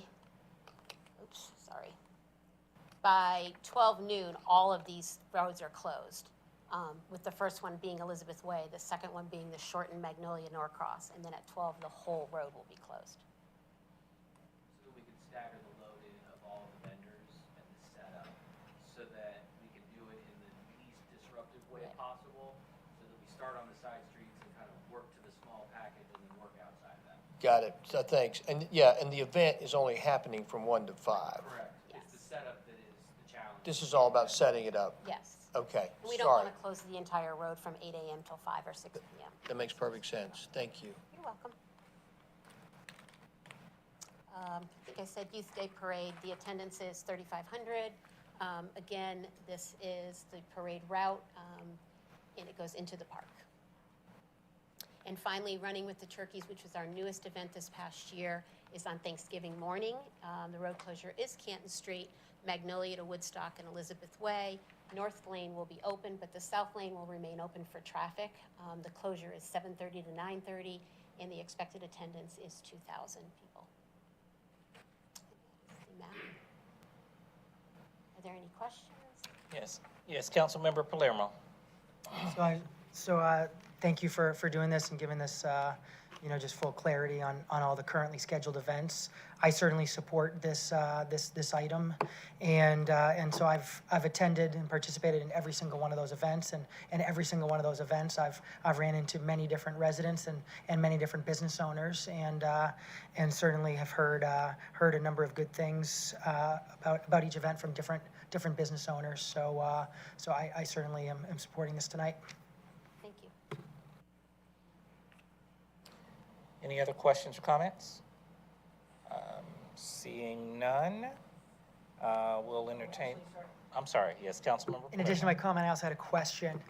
Now, has there been any interest from both business owners and vendors for consideration of going for Alive in Roswell instead of October being the last month? Is there any interest in November? So we have had a little bit of it. The issues that we run into with going into November is that it gets dark by 4:30, 4:45. So once it starts to get dark, people don't really visit the vendors anymore, because we usually, 8:30 in the summertime, the vendors start packing up. So that's the first issue. Secondly, we're really close to Thanksgiving by the 3rd Thursday, so that's the other issue. And it's a little bit colder. And so we feel like, we've talked to residents, we've talked to businesses, kind of talked about it, but when I reached out to most of the vendors that I had in previous years, hands down, they all said they wouldn't come. Then I'll retract my November question and change that to March. March could start it earlier, certainly. It's a full-time planning process, so we would just keep it moving and start it a little bit earlier. Because I think it'd be worth at least just talking to the vendors, talking to the businesses, seeing if there's interest. Because I remember one year, a lot of the businesses ended up basically doing their own earlier to extend the time. So I think if there's interest in just looking at seeing should we do it March, and frankly, I think we're too late to do it March this year, but I think ahead of time looking at do we want to do March to October next year. Yeah, and I will talk to the vendors this year about it as well. Yes, Councilmember Hall. Thank you. That reminded me of caroling on Canton in December. That was I think, very well-received event, kind of a version of this with the fires and the kind of party. Is that something that you could consider? We can certainly bring that back. It went away with COVID, and then when my division shifted over under Recreation and Parks, we decided to try to see if we could activate Bullock Avenue. And so we did the Merry Market with fire pits and the cartoons and the movies and But that was in conjunction with the tree lighting, wasn't it? that was in conjunction with the tree lighting in the afternoon. This is a Canton Caroling on Street. Canton was the next day, and we can certainly bring that back. It was just a kind of a fun, we just would get the local schools to come out and sing on the corners and have s'mores and hot cocoa. I thought it was well-received when we had it before. Agreed. All right, thank you so much. Any further question or comment? All right, seeing none, we will ask for a motion.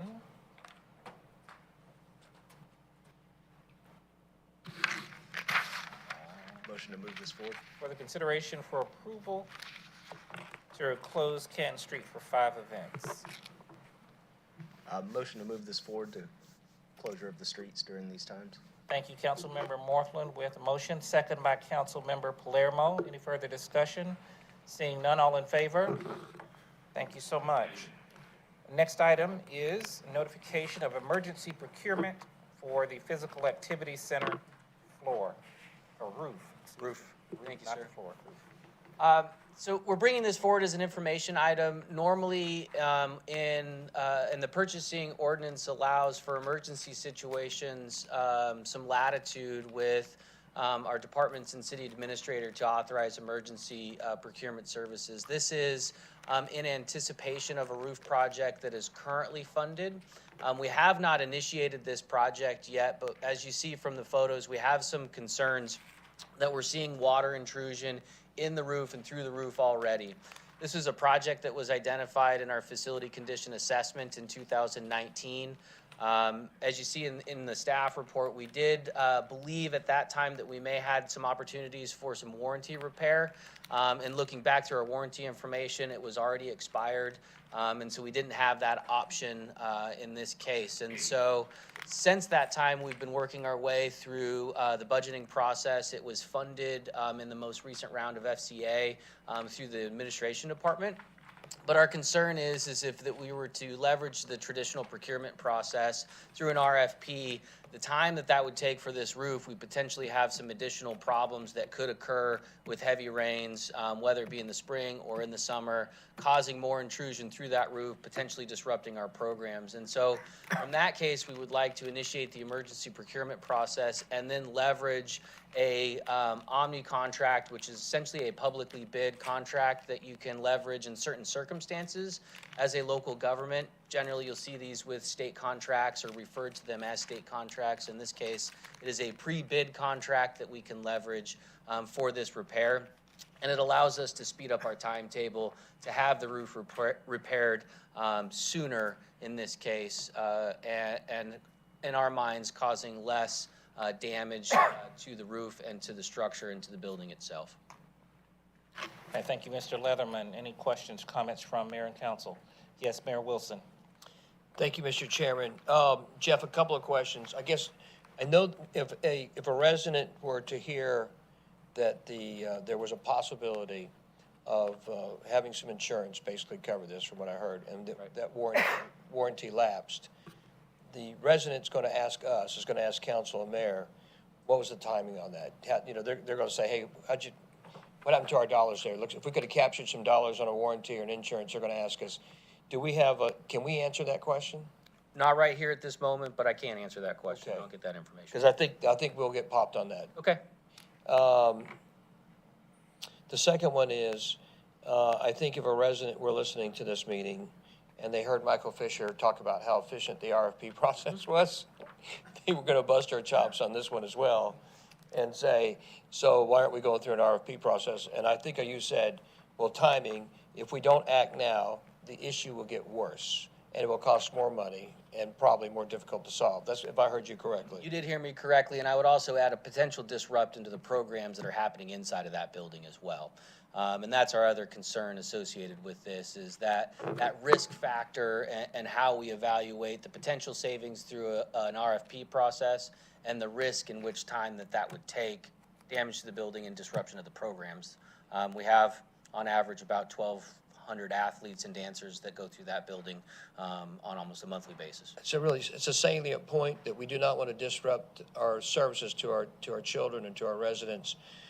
Mr. Fisher, can I request, and Mr. Knight, can I request perhaps again another opportunity that if we get into a process where we think that we do not want to disrupt services to residents that make sense and are logical, and that we have to make a financial decision that we can't go the RFP route, and we have to use an alternative method to secure the money, that we can at least show a distinguishable variance of what that cost us as a city, so that we can say to our residents, we believe in our best guess from our professional knowledge and history and information that going through this, Jeff, which process did you eliminate? You mentioned it earlier that we're going to go through. It would be a traditional RFP, a request for proposal process. No, you said we're not going through an RFP. That's correct. What did you say we're going to go through? We're leveraging a purchasing contract. Sure, exactly. So if we showed that like a traditional purchasing contract versus an RFP, there's a value percentage there that I'm sure we can ascertain.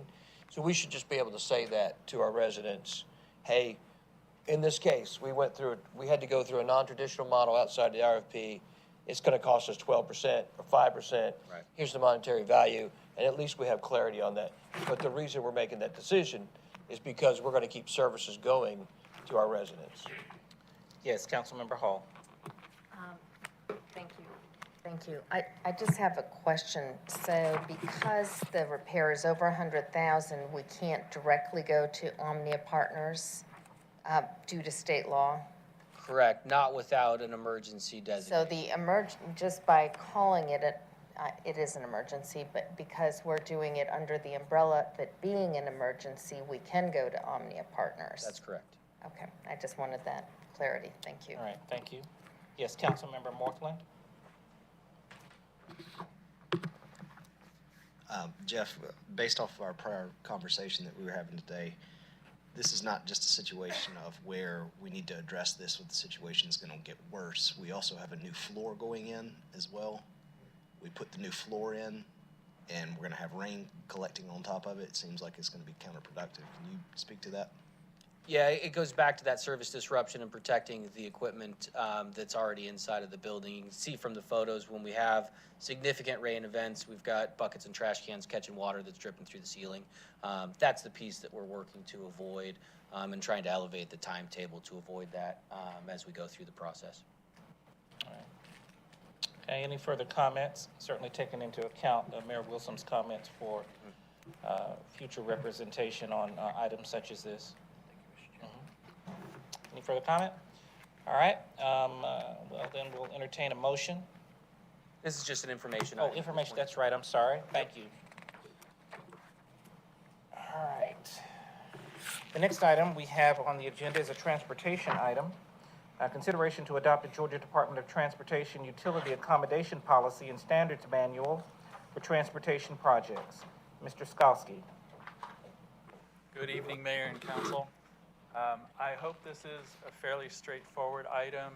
This is the adoption of the Georgia Department of Transportation's Accommodation Policy and Standards Manual for dealing with utilities on transportation projects.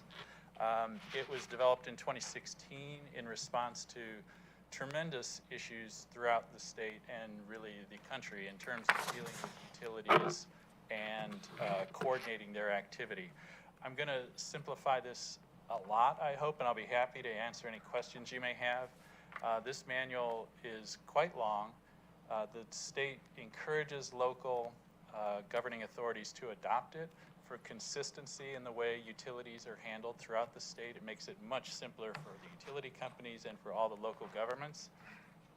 It was originally developed for state transportation projects. But the key terms here are it's proactive risk management for utility coordination throughout transportation project design and construction. There are a number of utilities and organizations that have already adopted it at the local level, including Cobb and Gwinnett. The main attachments in your package are a ordinance that will be coming to you at full council. We presented this back in December, but we did not have a draft ordinance for the prior council to look at. That draft ordinance has now been completed. And it's patterned after Gwinnett counties, and the language is very similar, except we're a city, they're a county. We have a couple of key provisions in here. The simple part of this for me is it requires work plan arrangements to be worked out with utility companies. We have a role, we have procedures we have to follow. They have a role and procedures they have to follow. We would enter into agreements with those companies in order to follow those agreed upon work plans. And the key thing is there are response timetables for everybody in doing these things. So there are obligations that we're both agreeing to in terms of keeping things moving. And my favorite part is, and this is in your handout or your package between page 142 and 144, there are procedures for utility damages and delay costs, basically mitigation of impacts that may occur if those problems during the project are a result of one party or the other. Usually it's a delay of some sort. This gives us the opportunity to pursue those damages that we may incur from a contractor who's working on a road project to go back and pursue a utility company if their delays actually trigger that. Did I get that correct, Mr. Petty? That's it. I think it's a great piece of risk management for the city, and I would encourage you all to allow the city to adopt it. It sends a message to everyone that we just want to do business efficiently and effectively, and we mean it. All right, thank you. Any questions or comments from council? Seeing none. Thank you, Mr. Skalski. We'll entertain a motion. Motion to move this forward. Thank you, Councilmember Hall. Second, Councilmember Vanstrom. Any further discussion? Seeing none, all in favor? Thank you. Passes unanimously. We have one additional item, a consideration of a statement of intent to update ethics code to clearly identify situations to avoid the appearance of impropriety when council members vote on zoning applications that directly profit their campaign donors. Mr. Councilmember Palermo. Thank you, Mr. Knighton. So this is something that I've been certainly advocating for many years now, and definitely excited for the opportunity for hopefully there to be support for this. So certainly discussed it multiple times in committee in 2021, as well as through other public discussions for multiple years now. Given that it has been discussed multiple times at committee, I'm not going to walk through every single word or anything, but there are a couple key things that I want to stress, and certainly want to address any questions as well. So at the end of the day, the intent of this is just to really do what our ethics code already says. We already have an ethics code that says we must avoid the perception of impropriety, and this is clarifying what that is. And so basically what this is doing is this is gonna make it so that if a campaign donor, if a financial donor to an elected official has a request where they're gonna request a rezoning, conditional use, variance, or waived impact fees, that if they directly profit off of those one of those requests, and it's known. So a key aspect here is if the elected official, if they knowingly have received money from someone directly profiting, then they would recuse themselves from that vote.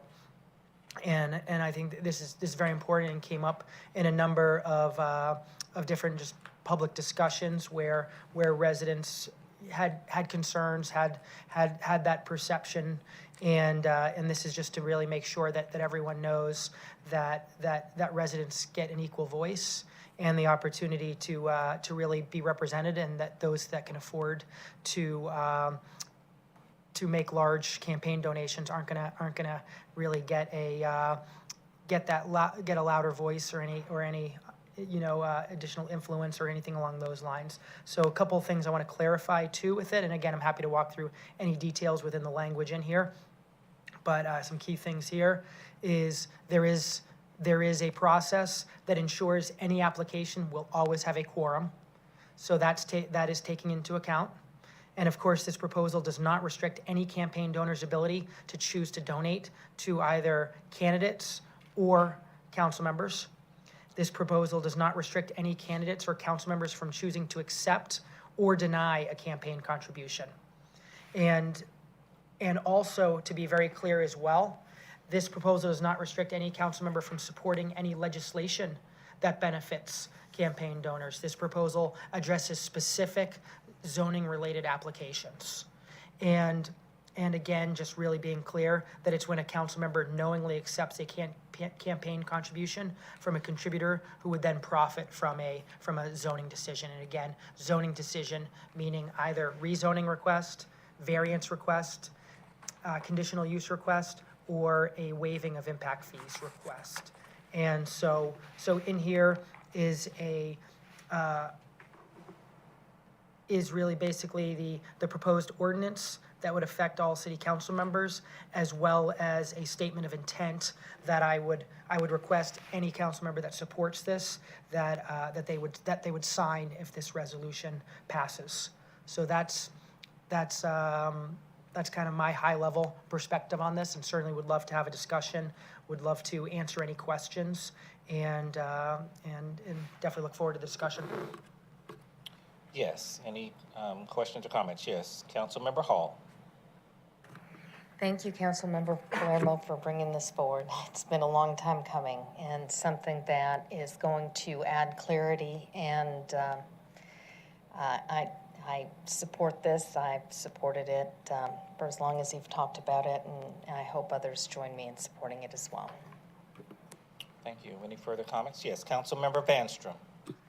It's my hope that this will help clarify something on the campaign trail that struck me that I hope we can take care of with this measure is the constant mantra that I don't take money from developers. There are some wonderful developers and some wonderful projects that go on in this city and others, and we've got wonderful residents who do amazing things in development, and it became a divisive conversation, and I think this can put an end to that, and I think that's wonderful because again, we've got some great folks here in Roswell that were misinterpreting some of the conversation.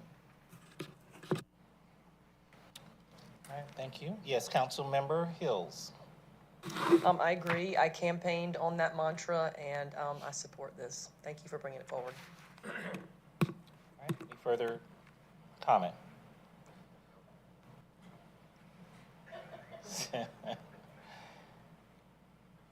You good? All right, Mayor Wilson. Mr. Chairman, thank you. I guess these following comments are going to ensure that I lose an election in 3 years and 10 months. My good friends on the council know that I am opposed to this piece. It's called pay for play. I think it's bad policy. I think there's law that is already in place to suggest this, and I think as you read this ordinance or read the proposal of this ordinance, the wording is saying that. I will say clearly that it's great politics that the overwhelming majority of residents in Roswell support this. I think all 5 of the council members that are voting for this are in alignment with the majority of residents. I will tell you that as a resident, and I guess as the newly elected mayor, I think it's bad policy. I think it's bad law. I think it's inconsistent, and I think it's unconstitutional. And as someone who's not taken a donation from a quote-unquote developer, I think I can speak with authority and credence on this. So for me, I do not find this, I can't believe we're talking about it tonight, so it slipped up on me. It slipped up on me. And Randy, if I'd known this was going to be the last agenda item, the good news is the discussion and the debate will be short because the council is in complete opposition to me and thinks I'm completely wrong. And I honor and respect that. And I think that the majority of residents are in agreement with the council on this. But I have to say that personally, I have to be true to what I believe. And I don't think this is good policy. I don't think it's good law. And I really think it doesn't serve our city. And so I will be the dissenting vote.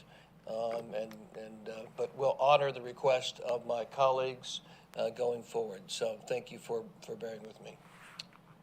Yes, Councilmember Palermo.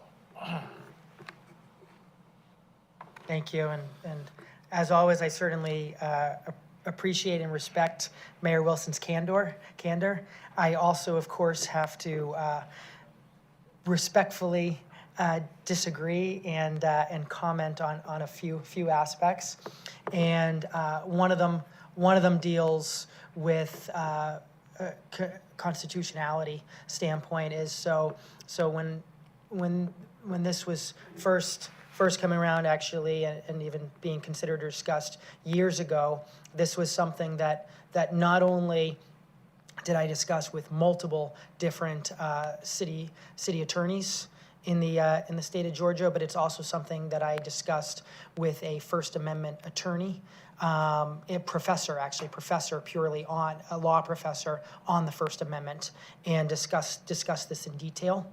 And with that, again, as a very strong reminder, this is in no way impacting anyone's ability to choose to donate to a candidate of their choice or an elected official of their choice, and it is not in any way restricting the opportunity for a candidate or an elected official to take such campaign contributions. This is just clarifying our ethics code that we already have, which is that we shall all avoid the perception of impropriety, and also I think it was 2018 or 2019 when there were a few zoning requests, and I saw and received emails from so many different disappointed residents, to say the least, and that's really an understatement.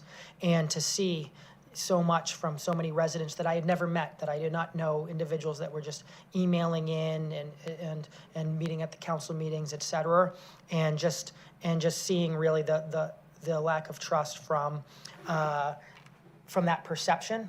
And really, even actually, I think Councilman Vanstrom brought up a great point, that I think this will do a great job to bring some clarity to all residents, because basically what I had seen, because there were some situations where elected officials were voting on requests that directly profited their donors, then residents started to actually assume it was the case any and all situations, and that was not the case. And so I think this will give us the opportunity where very clearly it will not be the practice, and hoping it's very clear to all residents that if a zoning request is granted, it's done solely on the merit and not in any way related to contributions or anything like that. So I'm hoping this does provide some just good clarity and rebuilding trust. So again, I apologize, but I certainly had to respectfully disagree and share my viewpoint. All right. Yes, any further comments? Well, yes, sir, Mr. Chairman. Yes, Mayor Wilson. So Councilmember Palermo and I have talked about this for hours upon hours, and he's throwing catnip out here because I think he wants to continue the debate, which I'm very tempted to continue the debate. And I can't believe this was on the agenda and I didn't see it.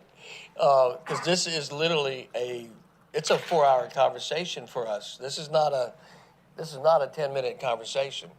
I will make it duly noted. I honor my colleagues' commitment to this position. And I honor my colleagues that this is the majority of the position, this is the overwhelming majority, 100% unanimous, and if Marcella were here, it'd be 6-0, and I know that. And I also recognize that if we were to take a poll of our citizens in Roswell, that I think it would be 65-75% of people that would be in favor of this. And so I acknowledge that I am in the overwhelming minority. Sometimes the minority's right, but that's all right. So I will cede the discussion in the interest of time, and appreciate y'all listening to me, and obviously we'll support it when we get it onto the vote. But I want to publicly acknowledge I am not supportive of this particular resolution. Thank you. All right, thank you, sir. Any further comment? So motion to move forward to council? A motion by Councilmember Palermo. Second by Councilmember Hall. Any further discussion? All those in favor? All right, that carries. All those opposed? Thank you, duly noted. All right, thank you very much. That concludes the Administration, Finance, and Recreation and Parks Committee meeting. Item number 13 has already been addressed. I would recommend a recess of about 5 minutes prior to entering into the next committee meeting, and entertain a motion of adjournment for the Administration, Finance, and Recreation and Parks Committee. Motion by Councilmember Vanstrom, second by Councilmember Hall. Thank you very much. We will adjourn Administration, Finance, Recreation, and Parks Committee. Take a 5-minute recess, reconvene for Public Safety and Public Works.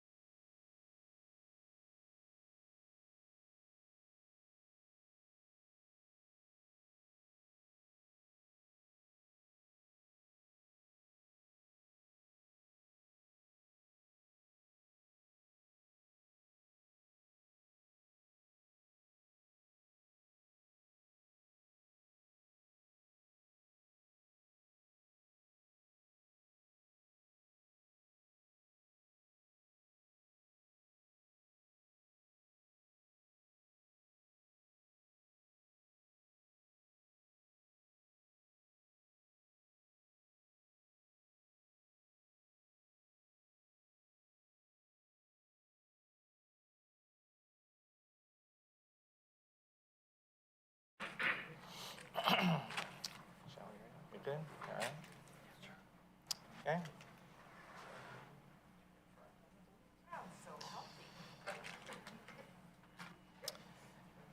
Good afternoon, everyone, and welcome to the Public Safety and Public Works Committee for February 15th, 2022, City of Roswell. The purpose of committee meetings are for the city departments to convey information to the mayor and city council, discuss initiatives listed on the published agenda, and by ordinance, the committee consists of the mayor, members of city council, and the city administrator. The ordinance does mandate the city administrator as the chair of meetings. Of course, we will acknowledge the elected body, Mayor Wilson, Councilmember Hall, Councilmember Palermo, Councilmember Vanstrom, Councilmember Hills, Councilmember Morthland. This is a public meeting, but not a public hearing. Therefore, while the meeting is open to the public, we do not take public comments or questions during committee meetings unless specifically authorized by the mayor and council. Public comments or questions are received at the regular city council meetings held at 7:00 p.m. in the city council chambers on the second and fourth Monday of each month, and on the fifth Monday of each month in open forum. We do encourage citizens to engage our online platforms, and if you have any questions or need information, please contact the city staff. We're available to provide any information to you.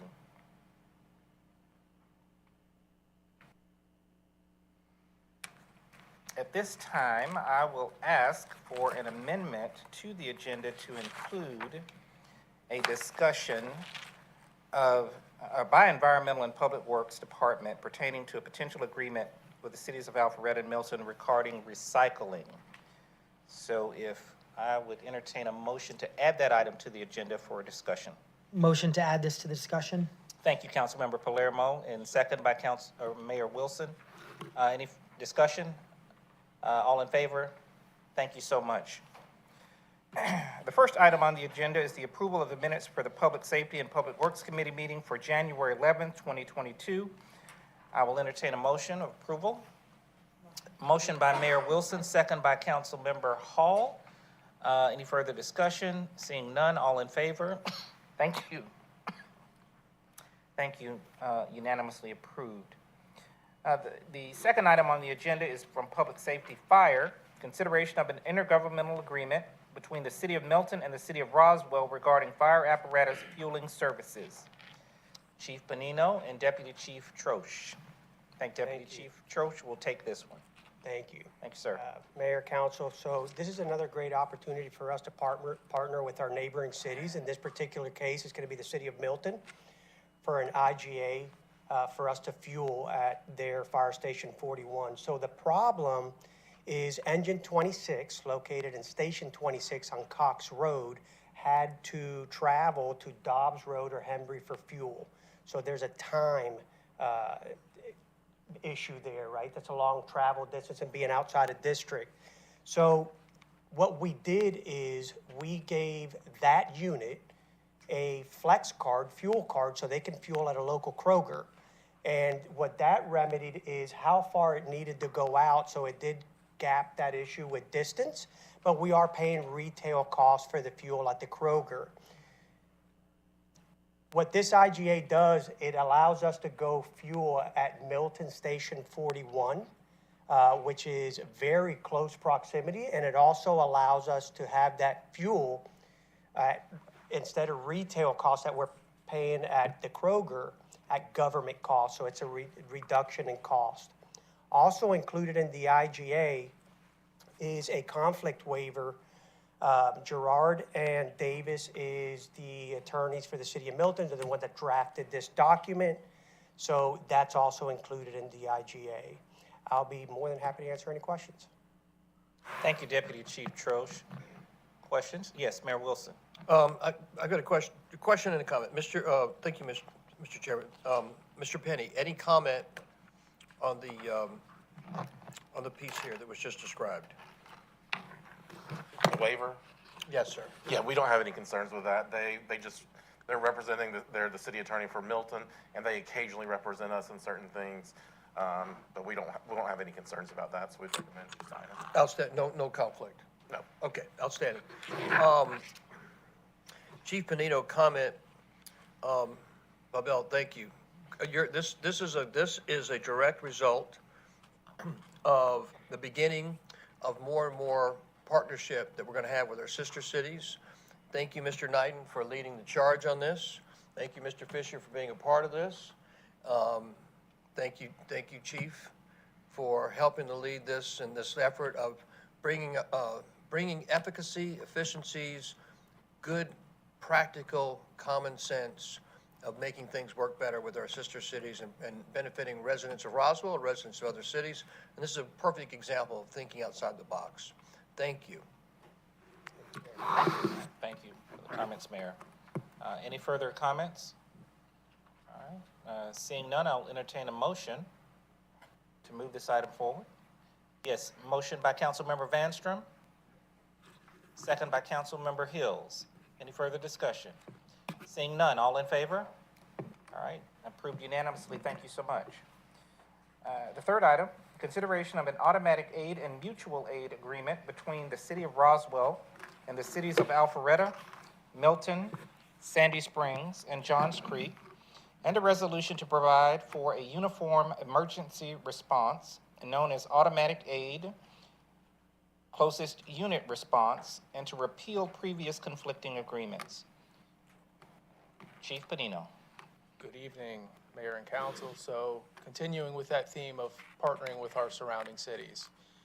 This is an automatic aid agreement with the other cities in North Fulton. Currently, we have several disparate mutual aid and automatic aid agreements with the surrounding cities, and a lot of them are very narrowly focused on specific geographic regions.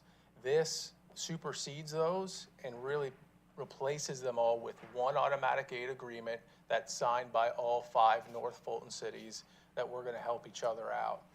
This has already gone through the council at the city of Alpharetta and the city of Milton. Chief Troche had a big hand in actually writing this agreement that everyone is signing. This does a couple things for us. Number one, it helps our ISO score. So the next time that we come and are evaluated by ISO with a signed agreement in place, ISO considers our surrounding departments as fair use for us to respond to calls, just like if they were our stations. Also, it provides us with coverage. So if we have a big structure fire or a significant event inside the city of Roswell, that depletes a lot of our resources. Having this in place ensures that those surrounding cities continue to respond into the city of Roswell, not only for the incident at hand, but also the other incidents that are going on to maintain that level of service in the city of Roswell. And then also where we would like to be eventually is closest unit response. So as you all know, our borders are not square, they're jagged, and there are some areas of the city of Roswell where Milton Fire Station 41, for instance, in the Crabapple area, might be closer to the city of Roswell proper than one of our fire stations. It's my belief that the citizens of Roswell would rather have the closest, quickest unit to their house when they're calling 911 instead of making sure it's a city of Roswell fire truck. So this is what this agreement would do for us. Included in this item is a resolution. And what the resolution does, it just states that this automatic aid agreement supersedes any conflicting agreements that are already in place with the other cities. And I'd be happy to answer any questions. Thank you, Chief. Yes, Councilmember Hall. Thank you for the presentation. A couple of questions. Are there other municipalities in Georgia or other states that have a similar agreement? Is this commonplace? It is. It's actually considered a best practice in public safety. We haven't had it until now. So we've had, like I mentioned, we do have some mutual aid and automatic aid agreements, but a lot of them have maps in them and they show specific areas. The North Fulton chiefs got together. Milton has a new fire chief. We've been meeting pretty regularly and said, hey, let's have one agreement that covers entire North Fulton so we can have that more regionalized approach. We think from a public safety standpoint, we're stronger together when we can utilize all those resources. Thank you for bringing this forward. Yeah, absolutely. Yes, Mayor Wilson. Thank you, Mr. Chairman. Thank you, Chief Roche. Thank you for your work on this. Chief Panino, you mentioned first response, and you said this didn't quite fully encapsulate all of your considerations on that? Is that correct? Did I mishear you? So, when we're talking about closest unit response. Yeah, sorry, closest unit response, forgive me. So this will help us get there. Where we would like to be long-term is something that's called AVL, which is automatic vehicle location. Essentially, dispatch triangulates the incident location, knows where the apparatus is based on GPS, and dispatches the closest unit to that call. Now, we would like for that to happen with all of North Fulton. There's a couple things that need to get into place. First, we have to get a new CAD system, which we're working on right now with the city of Alpharetta. The cities of Sandy Springs and the chief of Johns Creek have also talked about wanting to come on board with that process. Right now, our CAD systems can't see the other departments. There is no CAD to CAD interface, and it's just the age of the technology that we have. Yes, go ahead, Mayor Wilson. No, it's okay. The Chief Menino, he's such a teaser because he throws these little bombs out there, and he's so right. He's so right, and but they're discussions. They're long discussions that really deserve a lot more attention. With respect to this agreement, this is a really good thing. It's a step in the positive direction. There are so many more things that we're going to be talking about around public safety, and especially our fantastic leadership in our fire department. As we all know, we've been talking about this a lot. There's a lot we've got to do that we really haven't talked about as a city for our fire department and our fire protection program. But just to clarify for our residents, is that part of this is, which is a really good thing, is that there might be times that it might be closer for an Alpharetta response than a Roswell response, and that's in the best interest of protecting the citizens. Absolutely. And vice versa for our sister cities. And so, obviously, ideally, in the perfect world, you'd love to always have a Roswell fire truck and Roswell fire personnel be the first responders, first on the scene. But from the standpoint of contiguous geographic lines, what it's important for our residents to understand is there's sometimes, just from a geography and practical perspective, it might be a better response from a sister city than our own fire department. Correct. And to further that discussion, with the automatic vehicle location and using real-time GPS location of those apparatus, it could be as simple as a Roswell fire truck is going to get fuel and drifts further away from their station, which then puts an Alpharetta or a Milton fire truck closer to that incident. We didn't talk about this earlier, and we failed to say this on the previous resolution. But is that great? We didn't illuminate the fact that you are saving money to our Roswell residents by bringing in practical thinking again, rather than continuing to do the same old, which has happened so much in government. So again, Randy, Michael, chiefs, great thinking out of the box, changing. You don't have to change the status quo, but you're doing it. So thank you. Thank you. Yes. Councilmember Morthland?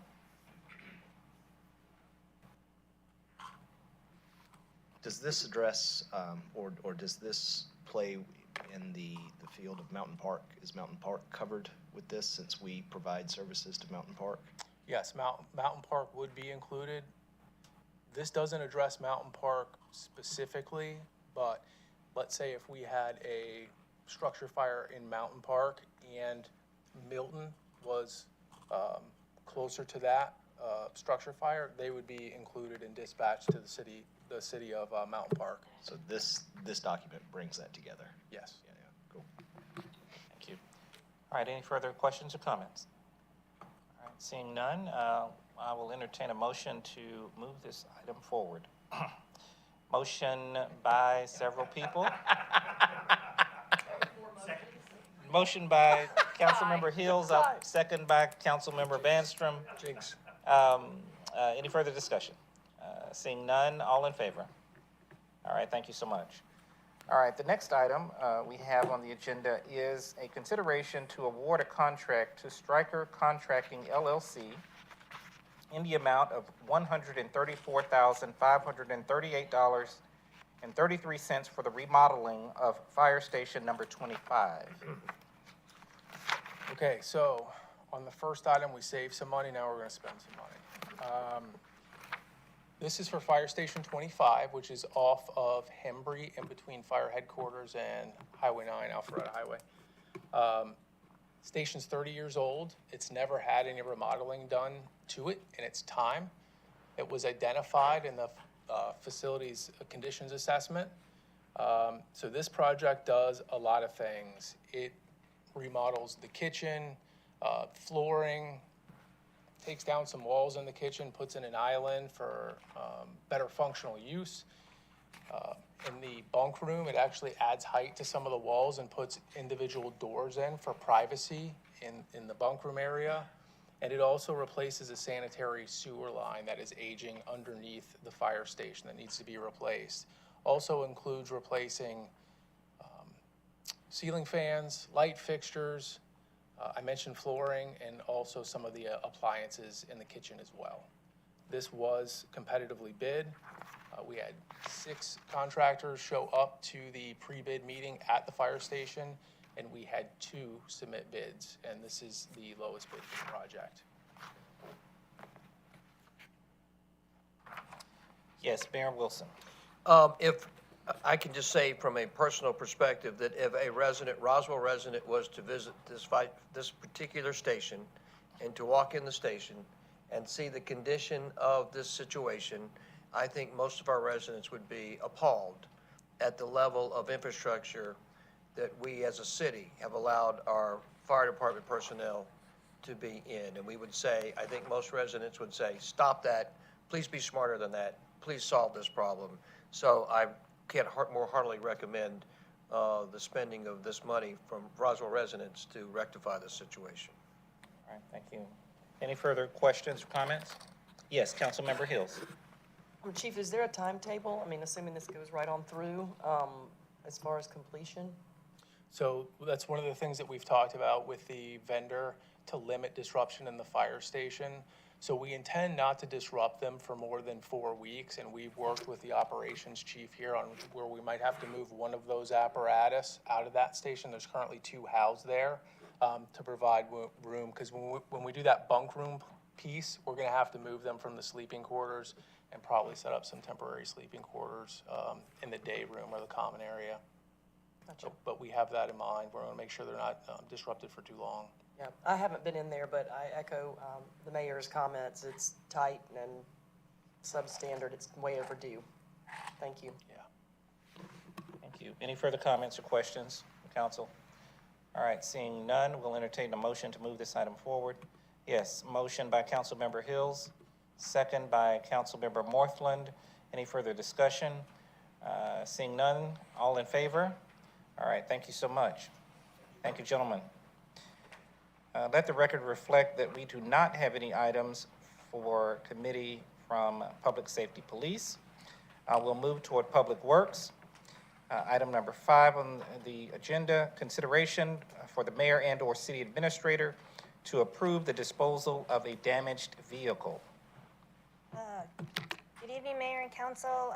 This is a request to trade in a vehicle that caught fire and was the repair cost on it was excessive. So instead of repairing it, we went ahead and accelerated the replacement of this excavator. We have the new excavator in hand, and now we just need your permission to trade in this equipment for a little under $12,000. And I'm happy to answer any questions.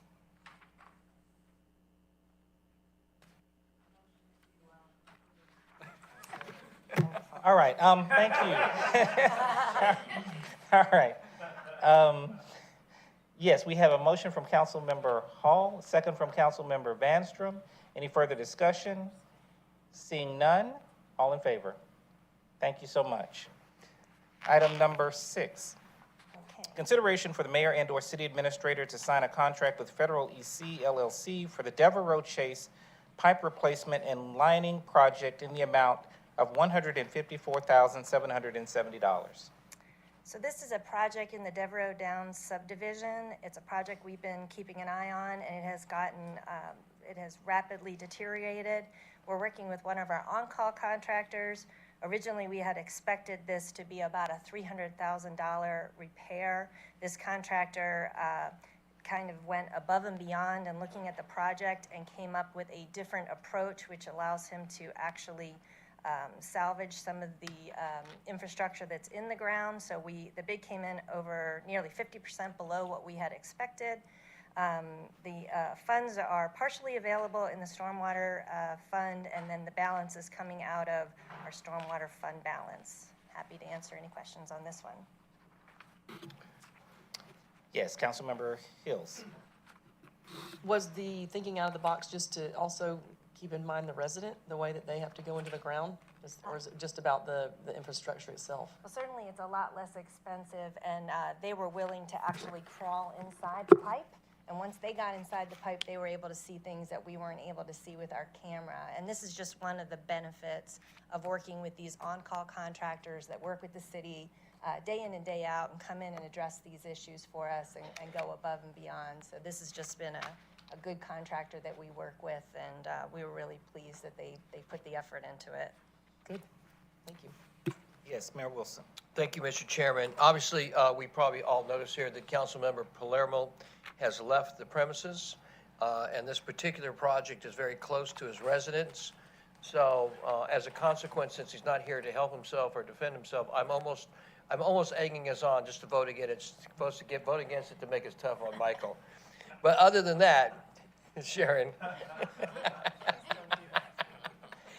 thanks for the innovation. Very cool. Great stuff. Again, it's a great theme happening, Randy.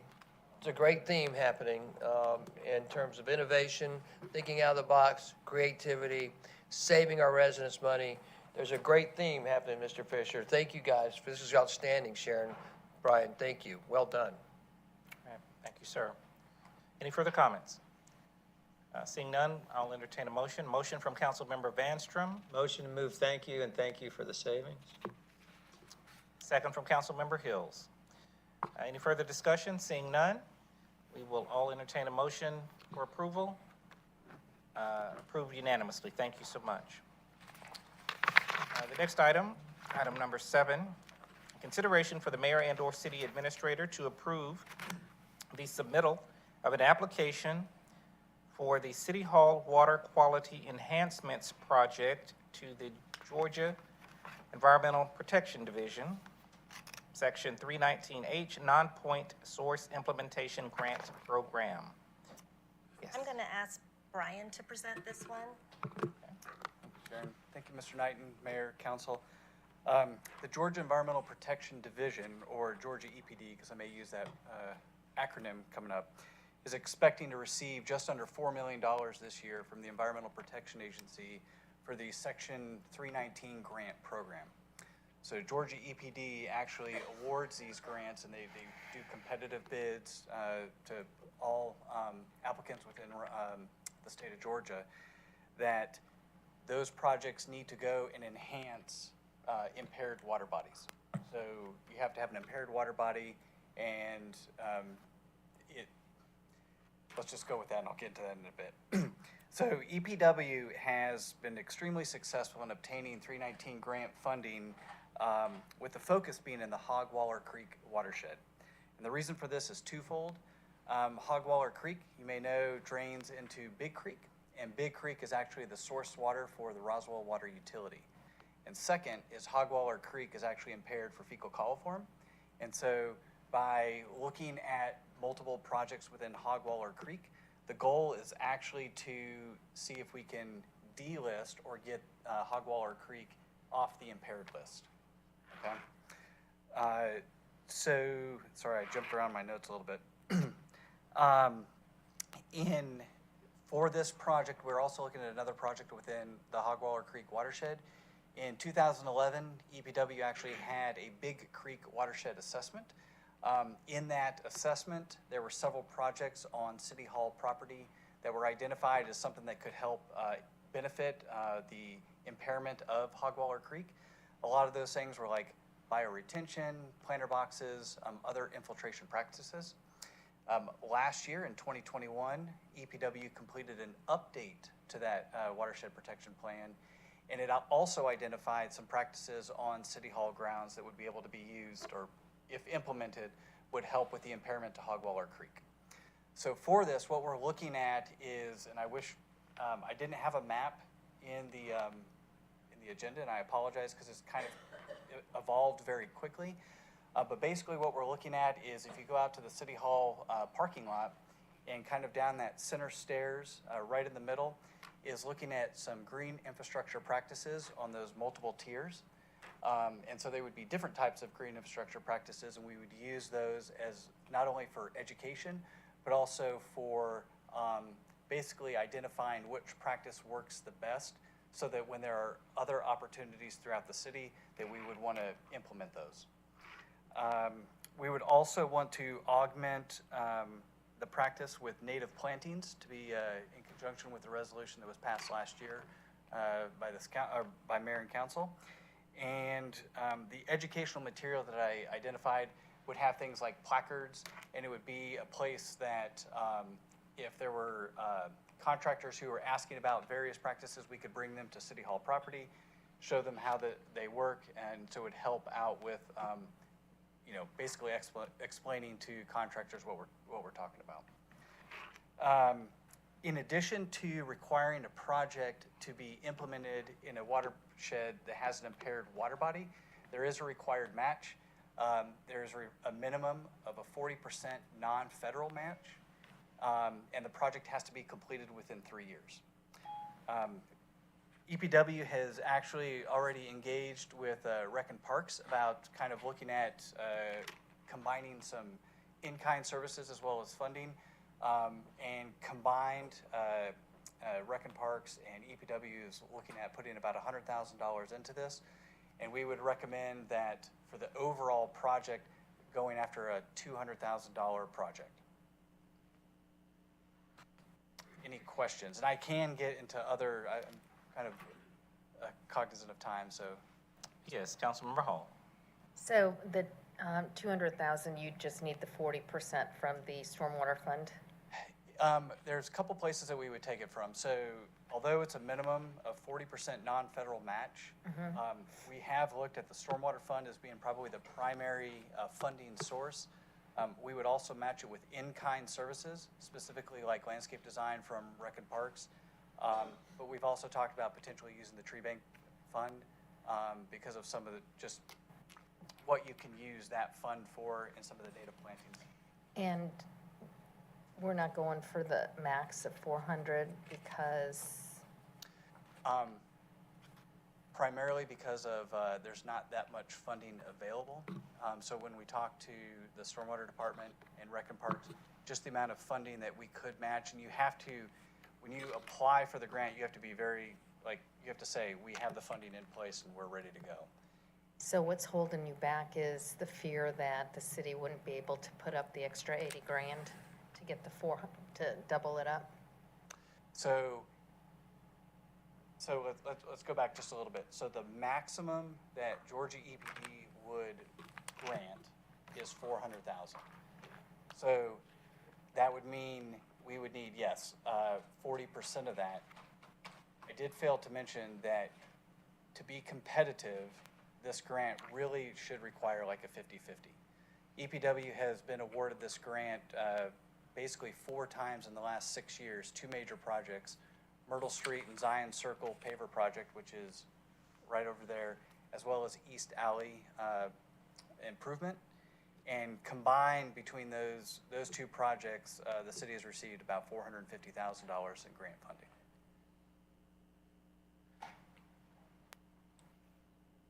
It just seems that we could leverage this and use the 400. If we could get more grant money, I understand that we still have to match it, but it seems like a good opportunity to be able to get additional funds. So through a grant. I would love to get more money for the city, especially with all the great news from tonight. There's a couple things that we have to think about. How competitive can we be? I believe that this project will be fairly competitive because there's a lot of birds in the parking lot. I know that sounds funny, but the birds do have a lot of leftovers. Anybody's car that has seen that, I know that Dan's car has and mine has multiple times. For the grant to be really competitive, the application to be competitive, we would have to show that the practices that we're putting in place are going to be able to address not only the fecal coliform from the birds, but also helping to protect Hogwaller Creek. If you go to the parking lot and you kind of look at the natural drainage, pretty much everything that's falling in the roundabout area of City Hall parking lot drains down to the pond that's being almost constructed. And that pond ultimately drains into Hogwaller Creek. So to be able to show that we've got what's called a treatment train, we're treating it at multiple sources, is going to benefit us quite well. When we look at other projects to basically apply for, they start to become quite expensive. And so we would have to put up at least $400,000 from city funds to make ourselves competitive. And some of the projects that we've looked at are well over $1 million. And so this looked like a very good opportunity to, and relatively low cost, so to speak. Yes. Just one more question. Does this grant program address dredging at all? Or if you were to dredge, like from the Chattahoochee River or any of our other areas that might influence runoff into these creeks? Yeah, it's like a softball question. Thank you very much. The first project that we looked at was at Roswell Area Park to look at potentially dredging the pond and also looking at some other amenities. I had a meeting with Georgia EPD to specifically ask about the dredging aspect. Georgia EPD has never issued a grant related to dredging. It needs to be for other practices. The way that we could potentially get around that is you would have to go out and measure contamination within the sediment and find that it has high levels of fecal coliform. So we actually had a project in mind, and after the meeting with EPD, we actually had to nix it because the dredging of, in this case, Roswell Area Park pond was probably on the order of $500,000 to $750,000, and that would have to be the city paying for that. Yes, Mayor Wilson? Thank you, Councilmember Hall, for bringing up the dredging issue, something that we're going to talk about a lot very soon. It's on our minds. It's a big deal.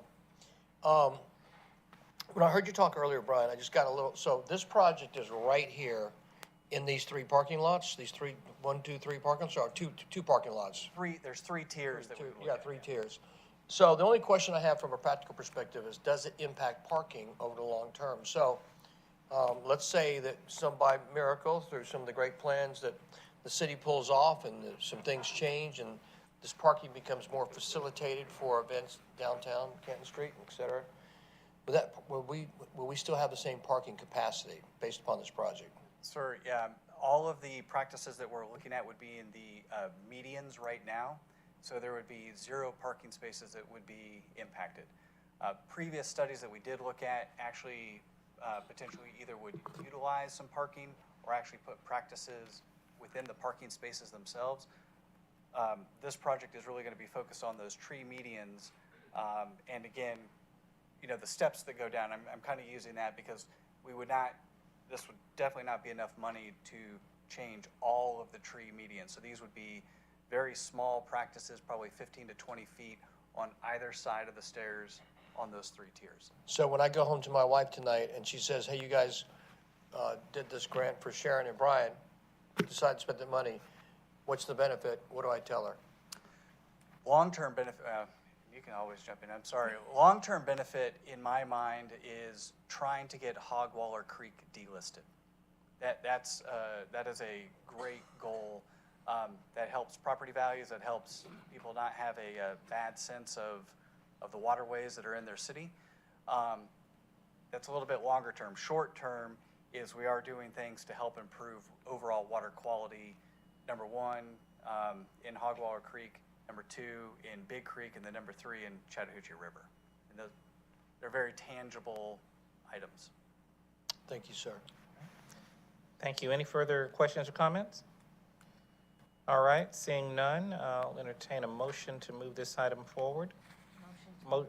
Motion by Councilmember Hall, second by Councilmember Vanstrom. Did I? Okay. And any further discussion? All right, thank you. All in favor? All right, thank you very much. The next item is the consideration for the mayor and/or city administrator to sign contracts with Waste Built Environmental Solutions for the purchase of a front-loading garbage truck, Sansome Equipment Company for the purchase of a rear-loading garbage truck, and Associated Fuel Systems for the purchase of a dumpster delivery truck. Thank you. So typically, when we go and buy our trucks for the year, we've been buying them off of state contract, which is something that we are permitted to do. Those are negotiated. And truthfully, the last couple of years, we've had a little trouble with some of the trucks that we have gotten. So this year, we decided we were going to go out and compete these, and we were pleasantly surprised that we got a little better pricing, and I think Michael talked to you about that previously. The tough part is we have to bring it through this process, so now we're losing time. So there's good and there's bad. So this is just a request to go ahead and purchase these vehicles, and it needs to come through committee and council, and then we'll be able to go ahead and buy these. I'm happy to answer any questions. Any questions? All right. Yes, Councilmember Hills. Motion to sign the contract, let's go. All right, the motion, we have motion from Councilmember Hills. Second. Second from Councilmember Hall. Any further discussion? Seeing none, all in favor? All right, approved unanimously. Thank you very much. Item number 9, discussion of an emergency stormwater repair. So this is also, you heard previously from Jeff that these are basically info items for you. We had a project that we were keeping an eye on out by Hollyberry Road. We had a sinkhole develop that created rapid degradation out there, and we needed to move quickly. We were experiencing flooding to a resident. We were taking in material through the opening of the pipe, which was then conveying that downstream. And so we made the decision to go ahead and do an emergency procurement on this. We're working with one of our on-call contractors. He started out there on February 7th, and we expect him to be complete mid-March. And again, this is just another example of the value of those on-call contractors that we have that can move quickly for us and get on these projects so that we can basically minimize the damage. Happy to take any questions. All right, thank you very much. Yes, Councilmember Hall. I do have some comments, and I know there's been some discussion with the homeowners that live in this area. So this has been problematic with the sinkhole and the failure of the city pipe. And I understand a little bit about what happened well, I don't pretend to understand, but at very top level, they had an issue in 2014, participated with the city to do some repair. I'm not familiar with the name of the wall, the Girard wall that was created. And now this has happened. Our pipe has failed. You were right to be alarmed to ask earlier if that's enough money that we have in the reserves, because I believe our infrastructure is very aged and a lot of it is starting to fail. Basically, the pipes just break underneath and all the sediment just washes out. And in this subdivisions or this neighborhood has a whole bunch of silt that's been dumped in there, and it's contributing to a massive, massive problem. And I think the city needs to participate in getting that silt out of that area and bringing it back to the level that they were 7 years ago, so that the rest of the pond can continue to function. So I just wanted to add that. So I appreciate you bringing that up. That pond in 2014, when the city accepted an application from that neighborhood to participate in at that time it was called Lakes and Ponds, now we call it dredging assistance. When that neighborhood applied to participate in that program, the city did reimburse them for their project, and at that time they established a forebay in that pond that would allow them to capture sediment before it reached the rest of their pond, which is what you are describing. And because of that, with our failure here, we are able to capture what we believe is the damage to that sump area. And so we are removing material from that sump area in excess of what we actually expect was the actual contribution from the failure. So the city is being fair to the community and removing that. We are not permitted to continue to maintain that entire area because it is actually the property of that HOA. And in order to do any further removal of the accumulation of sediment that has developed there, that requires a notice of intent to the Army Corps and working through a nationwide 3 permit. And that is something that they would need to do themselves because they own that asset. And then they could choose to participate through the dredging assistance program again and apply to the city. I think it would be very beneficial if we could sit down with the either HOA president, and discuss what the options are, because there may be some miscommunication there on how the city is owning up to the issue that they created. Okay, I'd be happy to follow up with you on that, and we have spoken to them a number of times, so we'll definitely follow up with you on that. Thank you. Any further questions or comments? All right, seeing none, this is a discussion item. We're permitted to bring these items to you after they have been deemed to be an emergency for your information. We do have one final item. That was the amended item to discuss a possible recycling agreement with the cities of Alpharetta and Milton. Yes. Sharon? Thank you. How do I turn this on? There we go. Just a reminder, the solid waste division, we have the residential garbage collection, commercial garbage, the transfer station, we have a curbside contract, and then we have a recycling center. So that's what we're going to talk about tonight a little bit. I want to give you a little bit of background on the recycling center. The first recycling center was a gravel lot off of Hill Street, and it was something that was put together by residents back in 1989. In 2000, the city took over the recycling center and opened it there on Maxwell Road.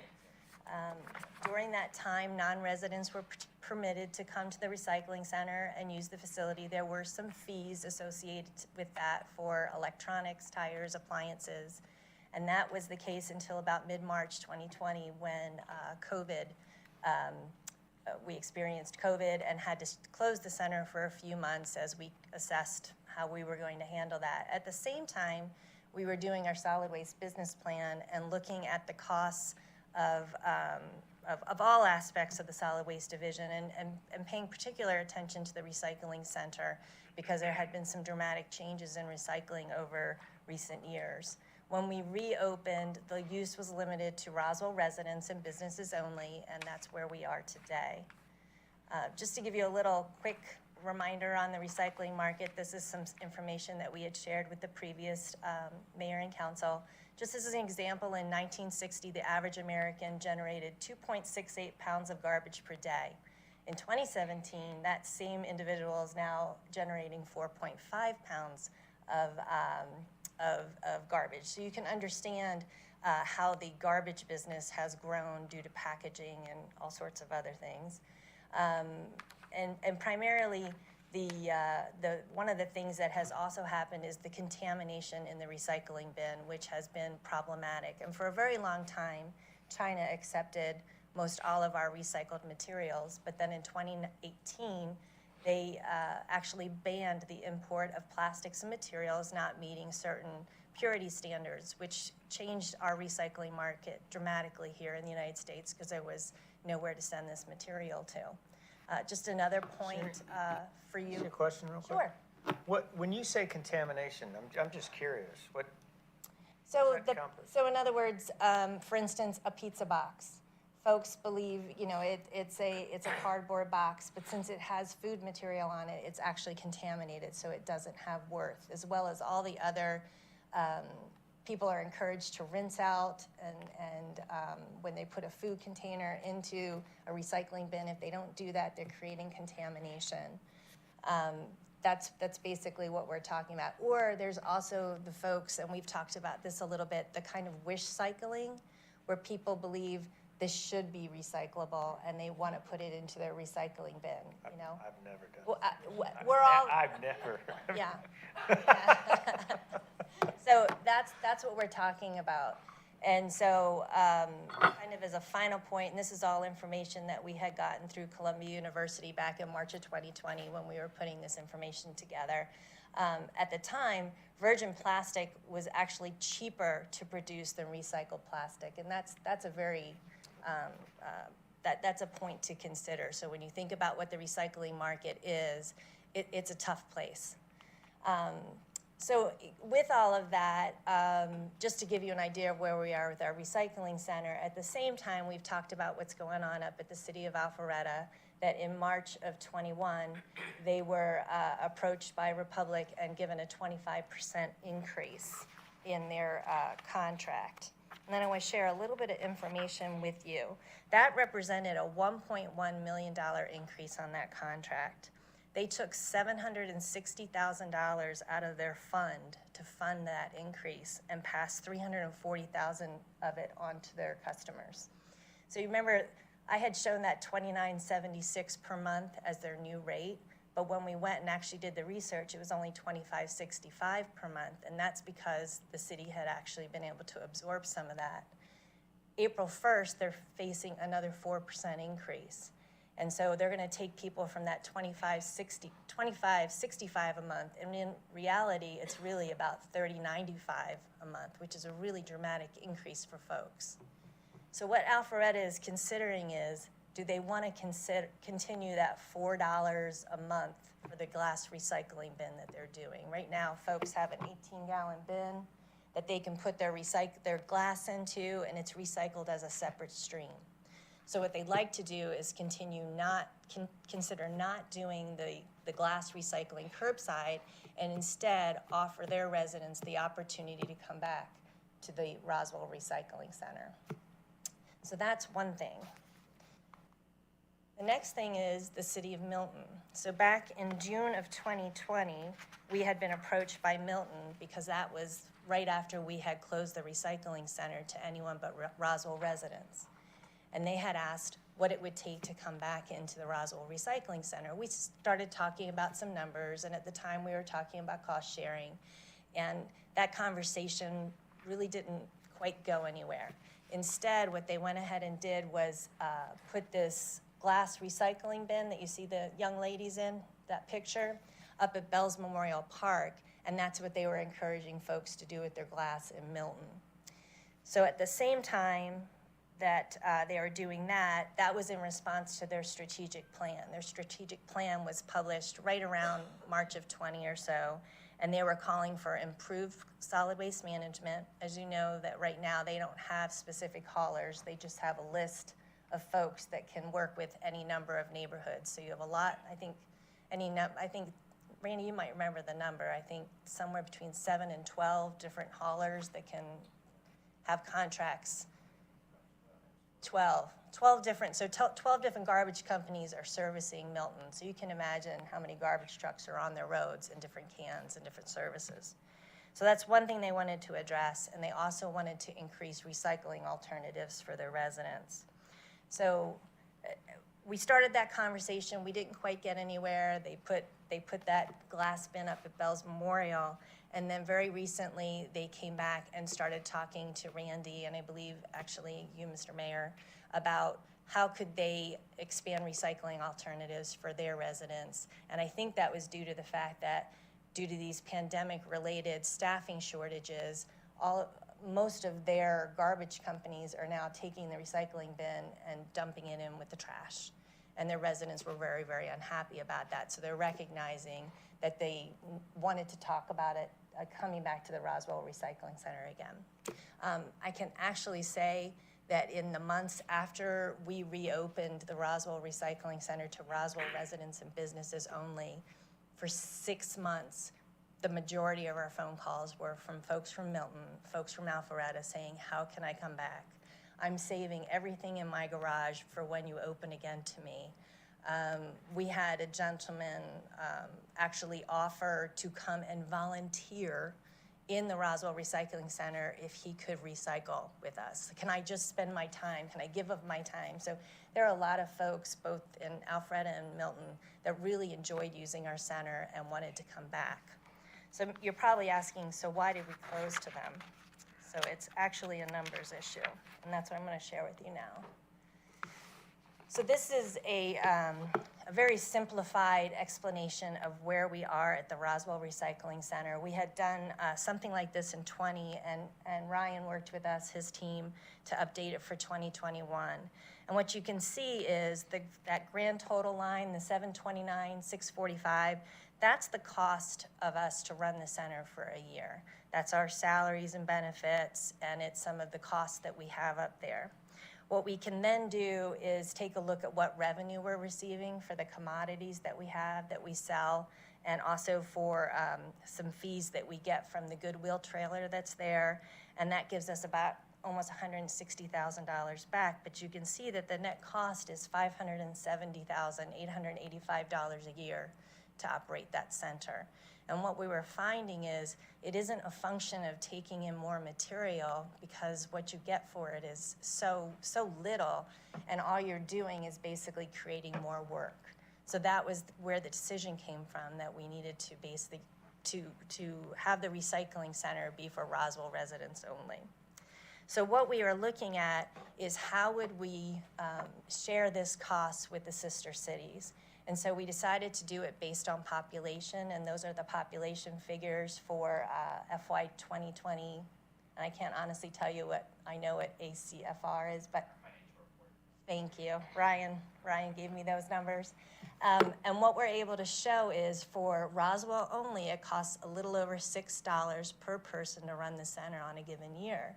But if we pull the population in from Milton or from Alpharetta, or actually both, which is possible, we can see that that cost goes down. Of course, we expect that some of our costs are going to go up by bringing those folks back in, and we can't honestly tell you what that's going to be. So we don't want to cut that share cost too closely, because we're going to have to take this as a first year, almost a pilot, to see how we do, and then reevaluate in a year. So what we would recommend is offering it at $4 per head to use the recycling center, and there would be no fees except for paint recycling, which is what our residents are paying now.